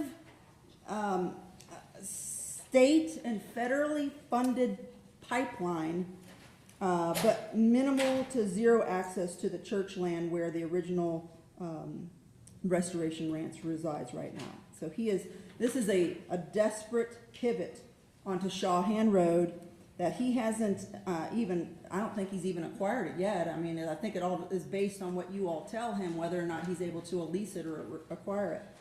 But the entire acquisition will most likely depend on whether you give him the green light to let him bypass the normal zoning requirements and what he's trying to force onto Shawhan Road. And what I believe it is just trying to squeeze an intensive residential treatment facility foster care program into a 3-bedroom residential house. And I don't know if he's planning on building more bedrooms, but this is what his mother told us when they wanted to commandeer the Darling Bishop Home for Life. She comes in and she says, we can have 3 to a room. You know, we had 16 rooms in there, so you do the math. There was a lot of kids, and that's what that was the original plan, to get enough money to build the 30,000 square foot building on the church's property that you guys approved the zoning for. So that was, you know, the deal there. But to me, it's just an unethically staggering drop in infrastructure. He's flailing. He doesn't know what to do. But from a business standpoint, it makes perfect sense. Minimize the overhead, maximize the bodies in the beds, 3 to a room if possible, pocket the state and federal funds. Don't take my word for it, because I have recordings of Lawrence Bishop himself when he launched Restoration Ranch using his exact words from a recorded 2020 launch meeting with his former executive director, Tony Rose. And that is true, whoever said it. There's a lot of turnover because, listen, if you start asking questions, you're gone, or it's maddening to work for the man. These two men were Tony Rose and Scott Halcomb were the very men, along with Steve Ury, the one that he was talking to you about, were the ones that made this all happen. They knew what the state of Ohio would do. Ma'am, we're not here to debate. Please try to keep it to the zoning question. Oh, okay. Could I ask you a question? Yeah. Sure. Did you ever work for the Restoration Ranch? I did not work for the Restoration Ranch. I was there during their launch. Okay. So you didn't work for them, and this is really about a zoning question that's related to the fact that the roadway that this home is on does not fit the usage they want to put it to. Okay. So that's what we're focusing on, Okay. is a zoning issue. And you seem to be talking an awful lot about Solid Rock Church and the inner whatever is going on I just there. think that the backstory in the puzzle. It really doesn't matter Is, to us. I think it matters probably to your community, and I get that, I totally get that Well, respectfully. It's just not the zoning issue. I do. I mean, they've told us that they're been told they have to leave. And I don't know the reasons for that. Mhm. I mean, we can surmise all we want to, but they've told us that they have to leave. And Yeah. there is a zoning question to that, because right now, one of the reasons why the previous, planning body denied this was because they said there was another accessible place to do it. So that's a relevant question, is it accessible or not? And they're saying, no, we're being forced to leave, we're being forced to, that's not accessible. So that's an issue before us. But really, exactly why they're doing this, that's just speculation on our part as Yeah. to what's going on. We don't know. Yeah, from an insider who was there, I was there, I have the meetings, I'm not just saying they said things, they said But things. you didn't work for Restoration Ranch. I didn't work for, no, but I was there during the But launch. again, I don't wanna go down the road, we've been trying to be I get it. respectful of everybody, I don't want people disparaging other people, you've got your opinion on that. I don't wanna hear it, honestly, I wanna move on and stick to the facts of, should we approve this PUD or not? Well, you should not. For somebody that is wanting to do this now for the, like I said, the employees, I believe the employees have a heart for these kids. And I think that they would do a good job at, doing the best that they can to do what it is that they do, and that is, try to rehabilitate these kids. But as for the leadership is definitely, it's a financial incentive for them to do so, and I think it would be in the county's best, or not in their best interest to approve it, and I would definitely say no and encourage you to say no. So thank you anyway for listening to me, and I think that it had a lot to do with more of the community, and I'm glad you did listen as long as you did. So, Thank you for all being right, here. thank you so much.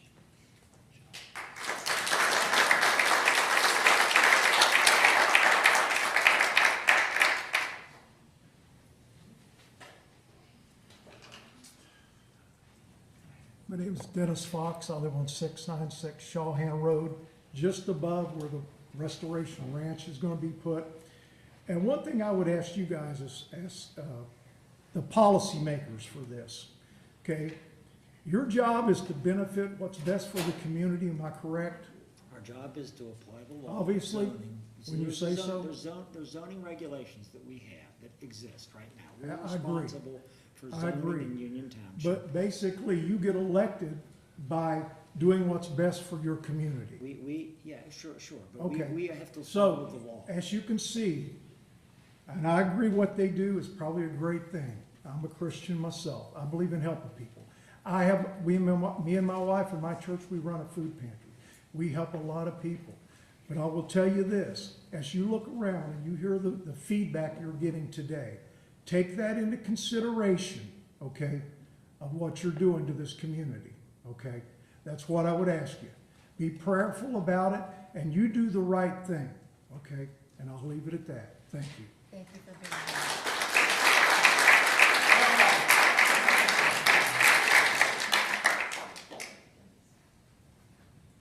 Anyone else wish to address the board? I know you have asked to redress the board, but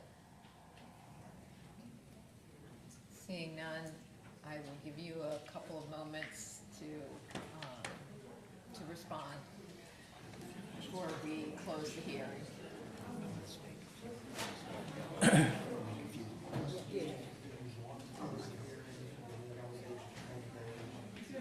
No, we can continue it in progress, but I meant for the day. And by the way, there's some questions that I'd like to answer to. In addition to, and it might be part of your rebuttal if that's what this is. I'd like to know, I'm assuming that you have a contract to purchase that's contingent upon the change in the zoning. I'd like to know whether that's true or false. True, that's correct. That's correct? Okay, so the worst thing that could happen to you is you don't purchase. The seller doesn't have a buyer if this doesn't happen, right? Correct. And you don't have any adverse consequence except you can't build there or do your place there, correct? I mean, my point is this, you are not under a binding contract to purchase No, this certainly not, property no. if we don't approve the zoning change. There's a zoning contingency in Okay, the contract. that's what I'm asking. Okay, thank you. Thank you all again for your time and attention. We want to first address some of the specific concerns that were raised to make sure that you have the correct information. And I want to zoom out and make sure that we're all focused on the right things. So there were several statements that I would say amounted to just generalized speculation about what troubled youth might do. And I would respectfully submit that based on the information that you have actually received today, that concern is more grounded in fear than actual facts about these kids. How do you define that, counselor, on what your staff has represented or the sheriff's report with the actual calls for service? Yeah, it's the calls for service. Which one of those should I be thinking? I think there is a misconception that the kids at issue here are violent criminals that pose an imminent threat to the actual physical safety of the residents. Well, I think that's one component. I mean, there's been a lot of talk about theft and break-in and auto theft, which clearly has been demonstrated in the record. Commissioner, I would respectfully disagree with your characterization about a lot of testimony on that point. What you have heard already is that primarily the kids that get placed at Restoration Ranch fall in the category of abuse and neglect. They are not there because of something they did. It is something that an adult or someone in power did that put them in a very unfortunate situation. That most of them are not dangerous, they're not criminals, they don't have a criminal record, and that there are procedures in place for screening out kids that potentially do have issues like that they are not a good fit for this place to live. There was also a suggestion that these kids are drug addicts. That is also not supported by the information that you have actually received. So I just want to turn it over to Mr. Santucci again to emphasize the procedures they have in place for screening these kids and the types of kids that are actually going to be living, because that's important for you to understand when you talk about what these quote-unquote troubled youth might do. Thank you. So I know I covered it already, thank you again. Just to reiterate, so part of our screening process, once we get their paperwork, we're looking for violent offenses, predatory behavior, ongoing criminalistic behavior. So most of the kids that we will then take to interviews would not include those behaviors. The point that JP brought up about being generalized as addictions, what I would respectfully say in front of this board, one person's experience in foster care and trauma and troubles is not everybody's experience. So I can appreciate an individual's experience and what their mentality and mindset was and when they were ready to get healthy, but that's not across the board with kids. Our kids go to school now. They can get drugs whenever they want. They can walk to the gas station and steal stuff whenever they want. So this idea that they're getting exposed to new things is just inaccurate in my opinion. Our kids have access to a lot of things currently. The last thing I will say to let you go back, we have a lake on campus as well. So this idea that they're gonna fall into a lake is also inaccurate. We have a lake on campus and our kids don't just fall into a lake. Now, a further challenge are our kids. Well, it's not necessarily, Yeah. sir, that they fall into the lake, but there's a lot of calls for suicide issues. Gotcha. Okay, And that, there? to you, according to the sheriff's Oh, report. I thought you meant on the Cheyenne property, I'm sorry. No, to your facility, a lot of calls, right, Sheriff, am I reading that right? Yes, sir. Thank you. That there was a lot of calls regarding suicide, and I think there's a Gotcha. natural humanistic issue of, wait a second, we have a lake there and some kids are Mhm. predetermined to do, are we just setting them up for something bad? So Fair. I don't think it's any bad, Fair. Yeah, just similar concern. But you're saying it already exists? Correct. Yeah, we already have a lake on. For the campus. 10 kids you have currently? Yep, 100%, sorry. All the past kids as well, it's been there. And all the past kids, yeah, that we've served, I believe, 74. Yeah, 75 kids. Okay. Those were all part of the drug addiction classes requirement. Okay. My apologies. Good catch. Thank you. Through our screening process, drug addictions is part of the screening process. If someone's addicted to drugs, That is a conversation we have. When was the last time you used drugs? Are you addicted? If there is an issue, there is automatically peering with our therapist that you met earlier today. So there are drug addiction classes that they complete if that is an issue. But we rarely have drug addicted kids. Especially ones that hadn't already been stabilized. So are you by saying that treatment. you screen out if a boy has a history of adjudicated misuse of drugs, you do not accept those They have into to your have- home any longer? They have to be stabilized prior to coming. So he's going to the hospital. Stabilized, that means that you've got a report from some agency or medical doctor that says the person is no longer addicted to this drug? Or no longer abusing it? Is that what They've stabilization gone means? through, they've gone through a program to state that. Okay. Stabilize that.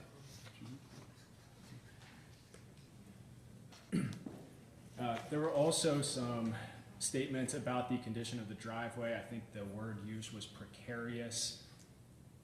At the Regional Planning Commission hearing, the county engineer was there. He specifically said on the record that he had no concerns about access. So, you know, but we really don't see that as an issue here. There was a repeated suggestion that the property would not be serving Warren County residents. Commissioner Grossman, you correctly pointed out that that's not necessarily true. Just because they don't have Warren County residents right now doesn't mean that they never have. Well, you already testified about this. You Yeah. said that you had Warren County Yeah. residents, they come in and out, you mentioned the specific. I accept it as a given that right now, you either have none or you only have one maybe. But in the past, you've had Warren County residents, you accept Warren County residents, you accept non-residents. I get it. Correct. There were several comments about former employees and extensive comments from one person who claimed to know some former employees. We agree, Commissioner Young, that is really not accurate to what you, I'm sorry, not relevant to what you are here to decide today, which is whether the standards of the zoning code are met. So I'm not gonna get into everyone's opinion about the, you know, what happened 5 or 6 years ago, but Mr. Santucci, is it fair to say that generally the statements about former employees are not accurate? About and from, that's correct. Okay. Well, we'll just leave it at that. If you have further questions about specific things that were said, we're happy to rebut it, but we really don't think that's germane to what you are here to decide today. Again, the idea that there's a divorce between Solid Rock Church and Restoration Ranch, not quite sure that matters either, but to the extent that it does matter, it's directly contradicted by what you already heard, that as a tenant, they are not going to be permitted to occupy that property anymore. And Mr. Johnson, is it correct that you cannot use that property anymore? Correct. Okay. But Counselor, I think that is germane. Again, this was somewhat contentious 5.5 years ago, or whatever. As Commissioner Grossman said, the Turtle Creek Township trustees opposed this. They didn't want us to do this.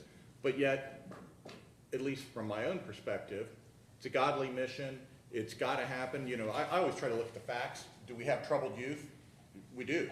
Do we have our own fair share of troubled youth inside of Warren County? We do. But we also bend over backwards trying to take care of those folks and our youth and our sense of community, which is something that I asked about earlier when people use that term and kind of throw it around. But we bent over backwards to support the mission of Restoration Ranch and go against our largest township telling us, please don't do this, and we said okay. Because we had some discretion, and in our discernment, we thought, if there's a place for this to go, it's by a highway, it's by a racino, it's an industrial area, there's not a lot of residential, not a lot, there's no residential people around, and we made the determination, if it's gonna happen, and go out on the limb and say, we're gonna serve a lot of kids, admittedly, that aren't even from our community, this is where it should happen. And so when you say it's not relevant, I think it is relevant that we bent over backwards to provide this ministry a place to do their business. And now, for whatever reason, their partner in this endeavor, the church, is saying, you can't be here anymore. That is germane to me.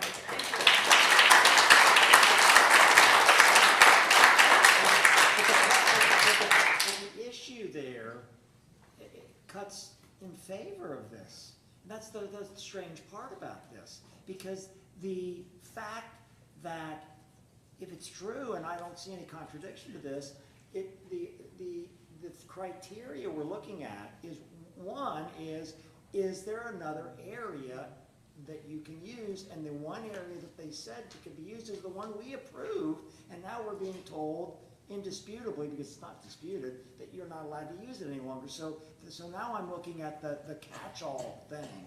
And it's not that, I'm not expressing an opinion one way or the other about it, but it seems to me that if the one area that we approved, that you've used, cannot be used any longer, that apparently favors granting, or at least it's not a criteria that can you use to say that you're not entitled to the current zoning application.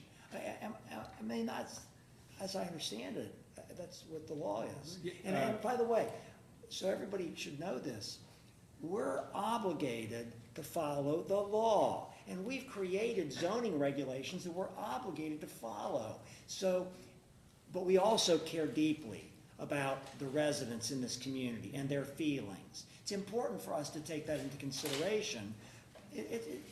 And that helps to, inform us about what people want. But here's the bottom line too. The only reason why zoning is constitutional, and this is a big hot topic that was before the United States Supreme Court. Counselor, you probably know this because you went to law school. So the question was, under what right does any community have to tell a property owner that he may not use that property for his own blessing and use? Because it's his property, it's not our property. So what justified zoning? The thing that the Supreme Court said in the 1920s when they ruled on this is they said that zoning is founded upon principles of nuisance. Nuisance, that is, if you use your property in such a way to cause a nuisance, an unreasonable nuisance to other people that have adjoining properties or nearby, that's the justification for zoning regulations. So, I come back to what we have to do today. And that is, I think that the general kind of argument that residents are making is that they fear that this usage will cause them a major nuisance. And that's what I'd like to hear. That's why we're asking so many questions about runaways, predatory act against the community, what the sheriff is telling us he's having to do to respond. Now, it was remarkable. Maybe it's not remarkable, but in 2026, there's only 8 calls. 8, that's it. 8 to this date. 1 for a missing person runaway. Another one was just a phone call. Another one was a missing person runaway. Another one, disorderly conduct, I assume, at site. Then a missing person runaway, disorderly conduct, intoxication. Oh, by the way, the other disorderly conduct was intoxication too. And then a phone call. So the primary thing that's been happening is 1, 2, 3, 4 runaways. I think that that's what the people are concerned about. Yeah, but if we're gonna start talking about the list, if we go back to September of '25, theft of auto, public assistance, vandalism, suicide assistance, assault, menacing. I mean, there's stuff. Oh yeah, and there is stuff, and there's a lot of stuff. But and then I was asking the question, which is it stuff that's happening in the house, or is it stuff that's happening outside the house? And I think the principal concern of your neighbors with the nuisance concept is that they fear runaway, they fear someone leaving your premises and committing crimes in their community. And that's a legitimate question about these kind of institutions. And a lot of that, as to whether that's happening, is on you all. How do you control your house? How do you keep the kids from running away? What do you do when that happens? What kind of supervision is going on? Okay, so I mean, I need to know more information from the sheriff. I want to find out about the school thing, okay? Because I still don't understand the funding thing. But that's really it. I think that, I mean, you guys are gonna make the decision whether this property works to you. I don't imagine you're gonna have a major stabling operation on this property. With 9 acres, because this is my I grew up on a horse farm. I still operate 2 horse farms in Hamilton County. I'm very familiar with this line of work. You cannot have a lot of horses on 9 acres. You have to have at least 4 acres per horse, at least 4 per horse if you're gonna pasture it. You don't have horses on this place. I don't know. Maybe you can have 1, maybe 2, I don't know. Well, my guess is, to the extent you do the horse thing, it's gonna be back at where you were doing it before. Correct. Am I right? Correct. Yeah, And then okay. 1 or 2 So I don't inside, think yeah. you're gonna have horses there. And never thought that. I was never under the illusion that you were gonna do a horse boarding operation on this little piece of property. Just say that Oh, loud. I'm sorry. Correct, so we're gonna continue to use, Pastor Lawrence's horse That's farm what I thought. for predominantly the large sessions, and then we will wanna have 1 or 2 on site for the therapeutic Yep. interventions throughout the I time. get it. Or like a one-on-one riding session, things of that nature. I mean, I really understand, I think, the issues here. Is there anything else? I mean, I wanna make sure you feel like you've gotten ample time, but Well, I am trying to wrap this thing up. Commissioner Grossman, I genuinely think you have heard an extensive amount of testimony already about the procedures they have in place to supervise the kids. Mhm. But we can summarize that again. Mr. Santucci, and you want to talk about day-to-day We'll try to keep it supervision of the brief. kids?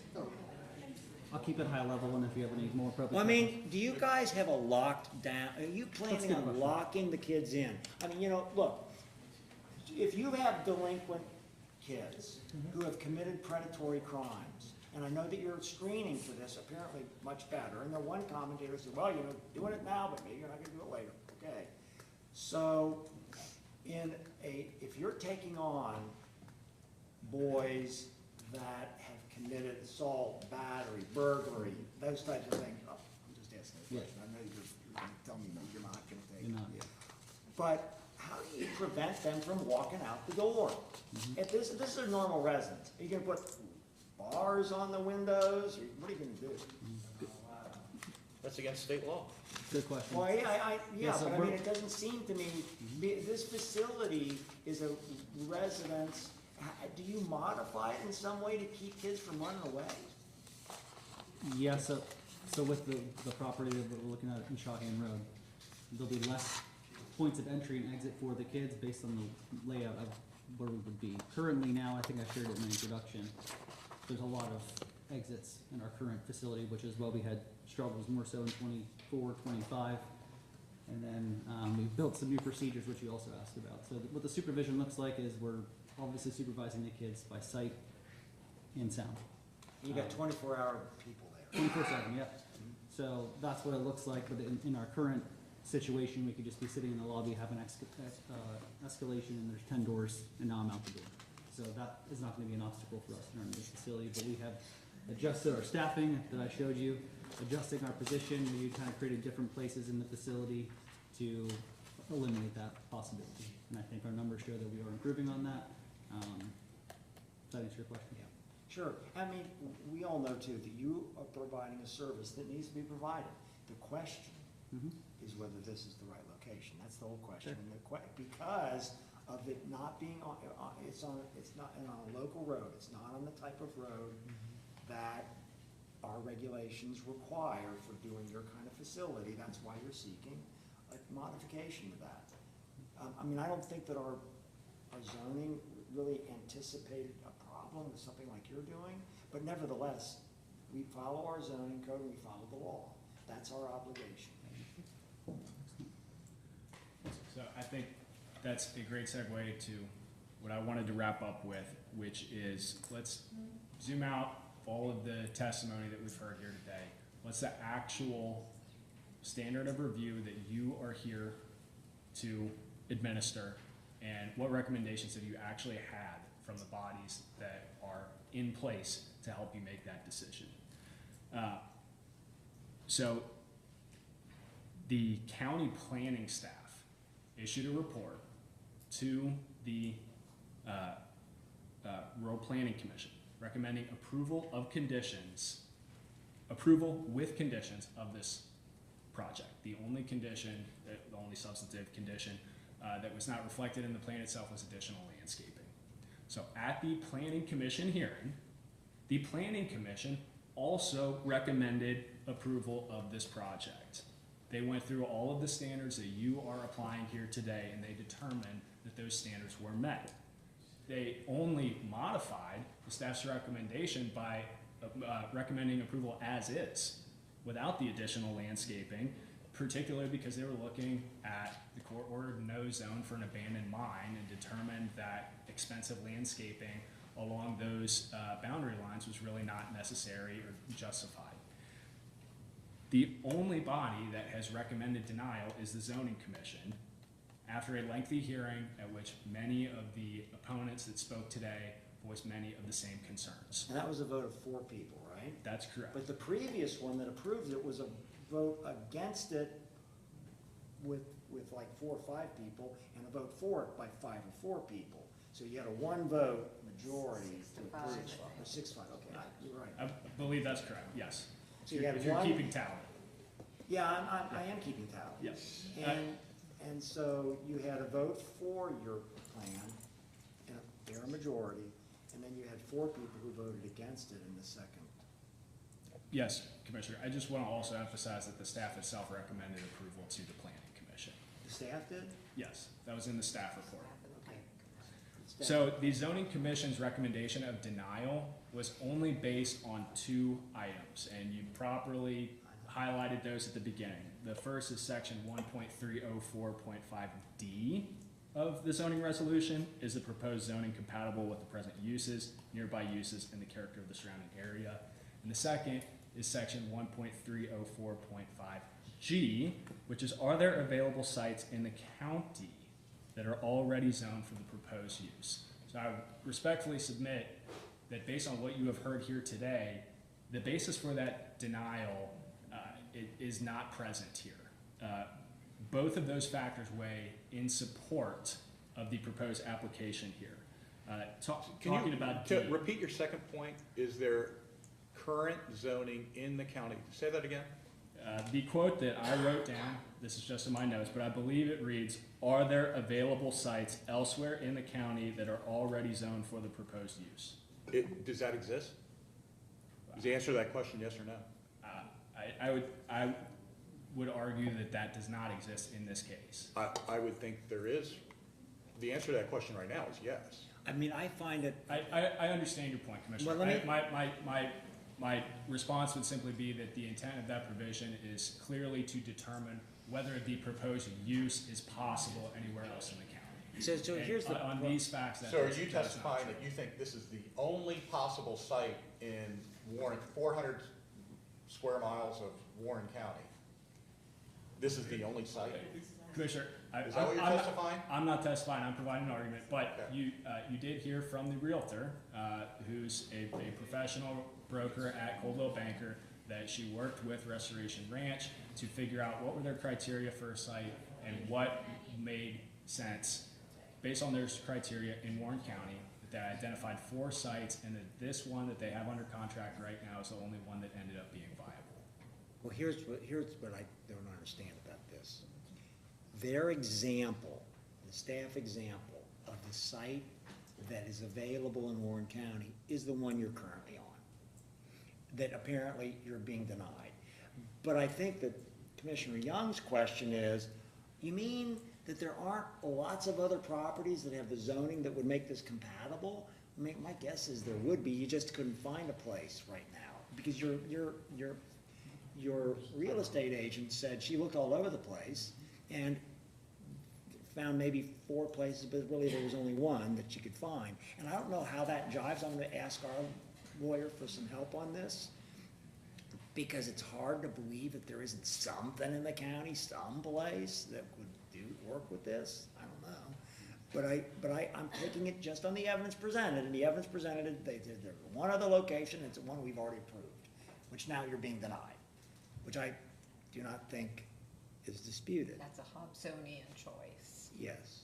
And certainly, if Solid Rock Church wants to turn that into a school, they'll likely need to rezone it at some point. I would respectfully submit that it would not make any sense to require us to unzone our own property and kick ourselves out. But the question then I go back to in the zoning issue is locating something within some proximity of residences.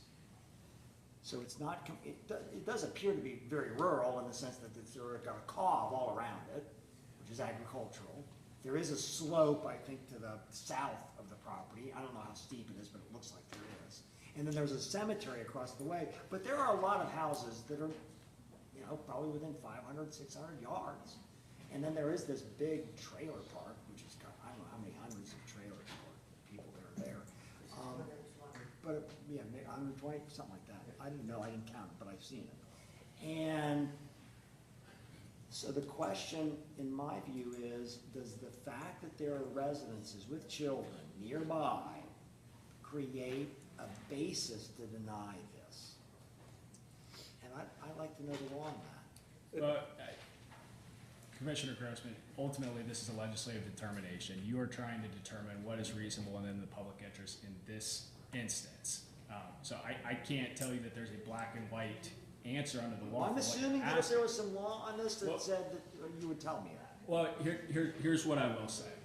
You have been provided with specific criteria in your code to guide your discretion as to what is in the public interest in this case.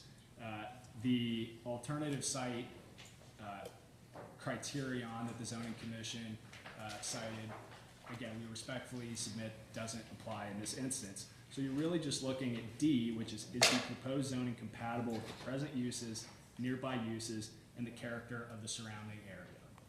Both your county staff and your planning commission looked at the actual abutting land uses, which are CAUV, a park, and a cemetery, and determined that there was compatibility. They also looked at the future land use map in the comprehensive plan, which calls for this to remain low-density residential.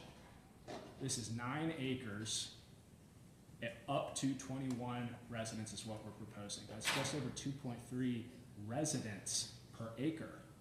That's extremely low density. How many per room, if there's 3 bedrooms? I mean, what? It will vary. We're gonna have some single bedrooms, some double bedrooms, some triple bedrooms. And Counselor, you left out the part about, isn't there an issue that in our purview relative to a collector road? That is the reason that we're here, absolutely. The only reason that we are in the rezoning process at all is because if we were trying to pursue a by right zoning approval, this use would have to be located on a collector road. And I would argue that restriction particularly does not make sense because it would push this land use into a denser, busier part of your county. I think actually the applicant and the residents are aligned that this should be in a rural area.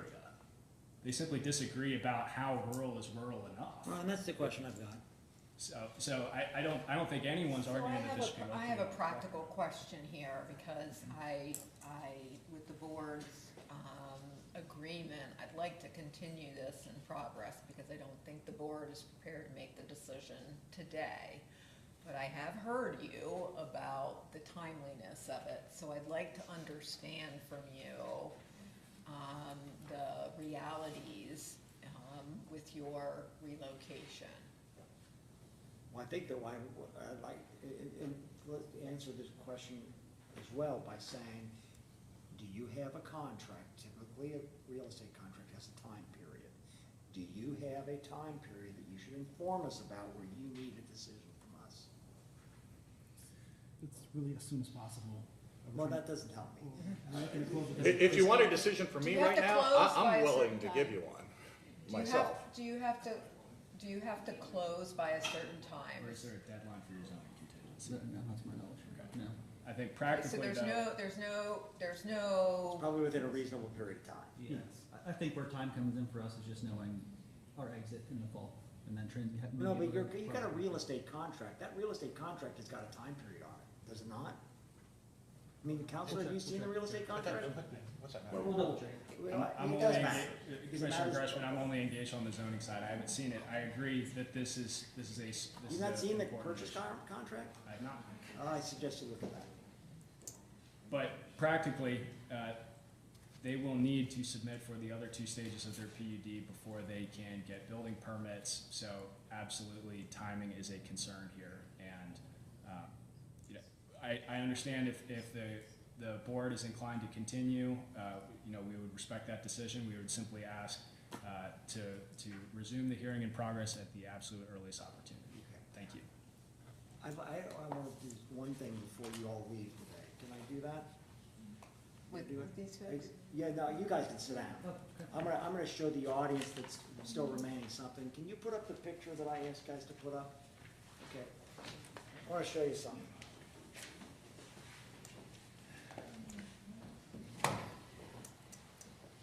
This is in Springfield Township, Ohio. That's the farm I grew up on. It's a horse farm. I bought the neighboring farm over here, too. We joined that way.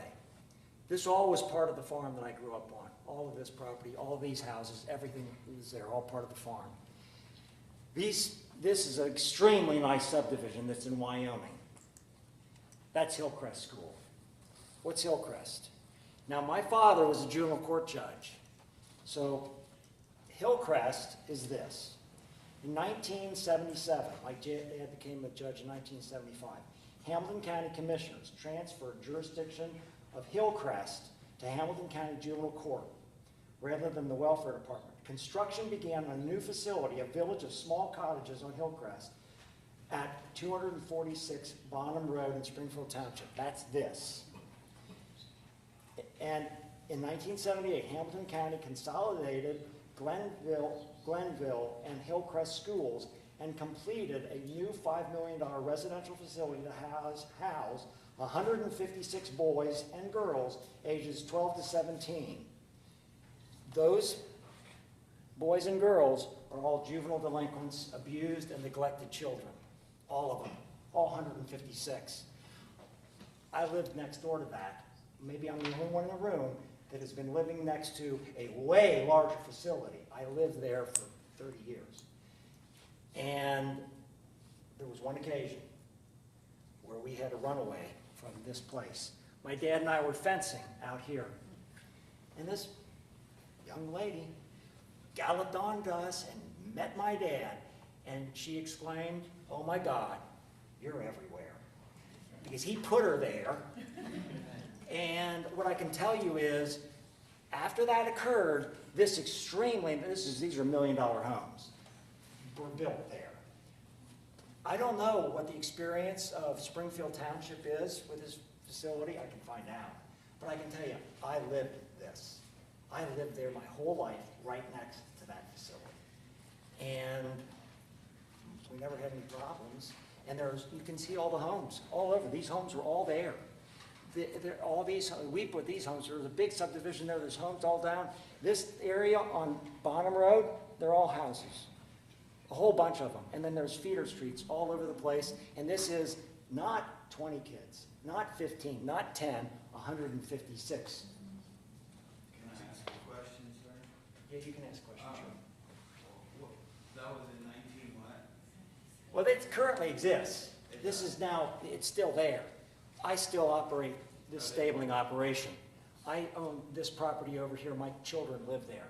I grew up on this house and with these stables. This one right here you see, I roofed that in 1977 while I was in college. It took me all summer long.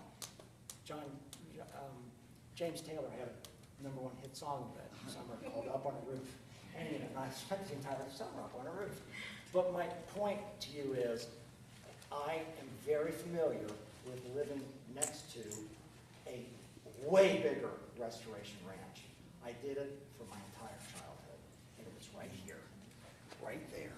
Would you agree that the drugs and the culture are the same as they are today? Well, I lived through a lot of stuff. My dad put away a lot of those people. But all I'm saying to you is, I have personal experience living next to a way larger facility. 156 juvenile delinquents and abused and neglected children still live there. And what they did was, there used to be an older school there, but they put up a whole bunch of different cottages here, all of which have different, they've separated boys and girls, you have to believe in boys and girls back then. And they also separated from the classification of offenses. And each one of those units were secure units with people who live with them. But all I'm saying to you is that I'm probably the only one in this room who lived with this exact issue. Now, I don't know, that's maybe not the case, but I'm very familiar. How many acres was that? This property here? Yes, sir.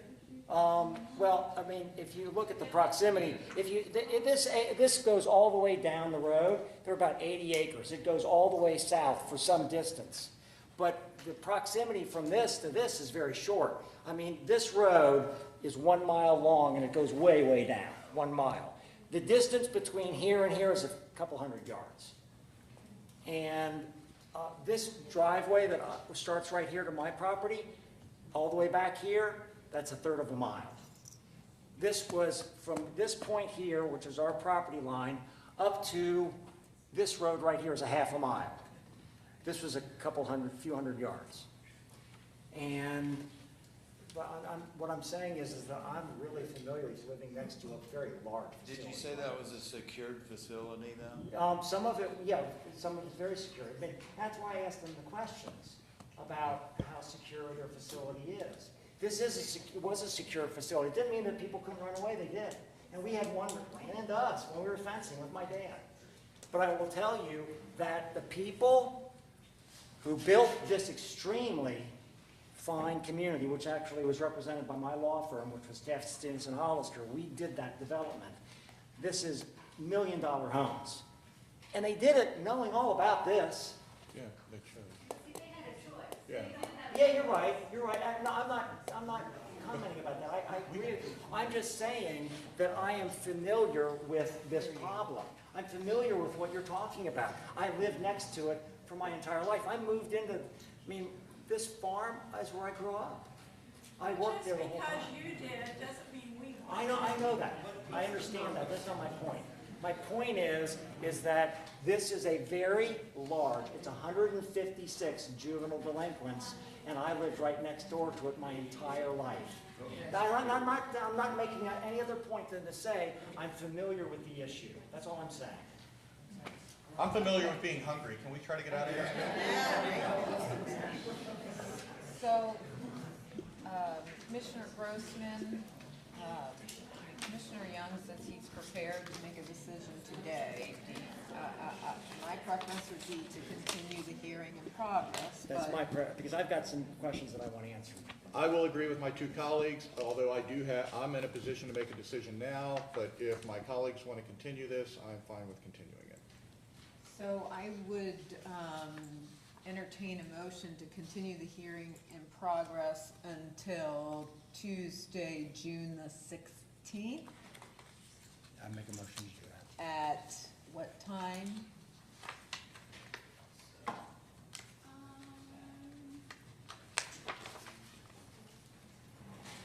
We can do, it's pretty packed that day, but you can do 10:30. Do we have any issue, Bruce, in terms of when we have to make a decision? Is there a time limit? Can I ask you a question, please? After we accept it. Okay. Can I ask you a question, please? Will this be a public meeting, the next one? Yes. Okay, any way you can do it in the evening for people that work, I think that's a good idea. please, I appreciate that, I did take a vacation day to be here today. So if you could do that and make sure we know when it is and when we need to be here, please. 25th. 25th. The later. That's a Thursday? Oh, Thursday, yeah. Why wouldn't we I do may it be- to the 23rd I since may we're? be gone the 2 middle weeks of June for vacation, or 10 days in there. So it'd be better to have the Okay, whole thing in so, what, you'd ask for an evening, for the other issue, which we're going to recess on the 23rd and bring in that issue, so we can. That's the tax issue. The tax issue. So what I'm saying is if we put it on the 23rd agenda for,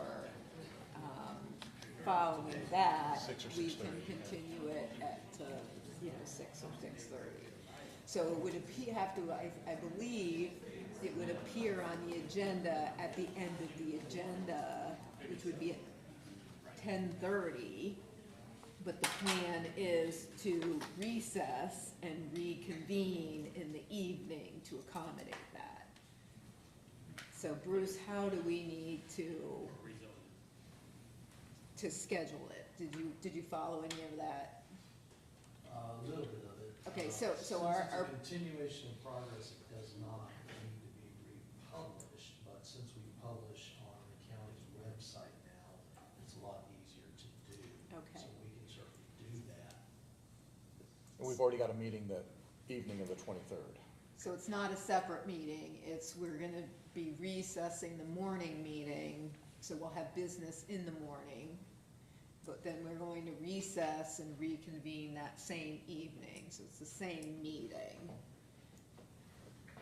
So that the intention would be, it would be on the morning's meeting at 10:30, but that we would take public comment that evening following the recess. I just wanna make sure we're putting it where we're sharing it appropriately. So you have the sales tax public hearings that evening at Yeah. 5:30. Yeah, it's on the morning's agenda, and the intention is to recess that meeting and reconvene later to continue to take public testimony. Was that noticed to anybody? That I don't know, this was last week, so I think it's going to be noticed that way. Okay. I guess it depends on how many people show up for your sales tax hearing and how long that takes. Yeah, I'm happy to do it another day, I don't know when you're gonna be gone, and I know that we're gonna be. That's dictated by my wife. Okay, well, I hear you. I just need to know how to schedule it. If we're already gonna be here on the 23rd, I don't know why we wouldn't just do it then. Yeah. Unless Bruce tells me there's an issue with us doing it, that we'll schedule it for 10:30 on the morning of the 23rd. However, we will put on the notice and advise people that we intend to recess for the purposes of taking any additional testimony that evening, beginning, I think it's at, 5:30, so I would tell these good folks, maybe 6 o'clock, Yeah, 6:30, yeah. that we'll be able to reconvene, and yeah, somebody said, is it gonna take this long? No, we're not taking tons and tons more public comment, but there's some question my colleagues want answered, so we'll hear testimony on that. And that's the only reason that we can't close this, is if there's open questions. Once you close it, you can't take any more testimony, so we have to keep it open, so they can get a few of their questions answered, and that has to be done in public. But we don't plan on, well, hopefully, there's not gonna be 50 people that wanna talk. It'll be answer the questions and make a decision. Well, will we be getting questions from those that are in favor of it? And there is no leadership for those who are opposing it, so how can those who are opposing it get to voice themselves even further? so you just have to. Give them the opportunity to voice themselves further, we don't have that same opportunity. Well, we aren't looking to take additional testament, like if you're here today and want to provide testimony, we will accept your testimony now. What we're looking to do is to be able to get some questions answered that have surfaced from this, and so we will get that information, and then we will make a decision. You won't have any questions to those who are against it? I'm sorry, I You keep, don't have any questions for those who are against this? So the Because questions- we don't have one person that speaks for everybody. yeah, so the questions that we're looking to get answered were questions that were raised today. So the questions specifically around the school funding, so wanting to understand the flow of those funds. And then there's some questions that have been raised around the police calls. And so that's some information that we're hoping to get. And so we will get that information at this continued hearing. And then we'll, take action at that point in time. So it's not intended to be able to take more testimony except for the specific questions that this testimony has surfaced for us that we just like to have some more information about. And so it was asked if we would render our decision in the evening. And so our intention is to put it on the agenda for Tuesday, the 23rd in the morning, but that we're already scheduled to recess that hearing and continue it in the evening anyway for a tax matter. And so we will then pick up our agenda in the evening to accommodate those who'd like to be here when we share our decision. Does that make sense to you? So you're gonna talk about it in the evening? Yes, yes. So our intention would be to talk about it in the evening, but it's going to show up on the Tuesday morning notice. We are going to recess and reconvene, and we'll make sure it's clear on the notice. I'm just giving you how it's gonna operate so you don't see when it's at 10:30 in the morning that. But it should say right there, to be continued immediately.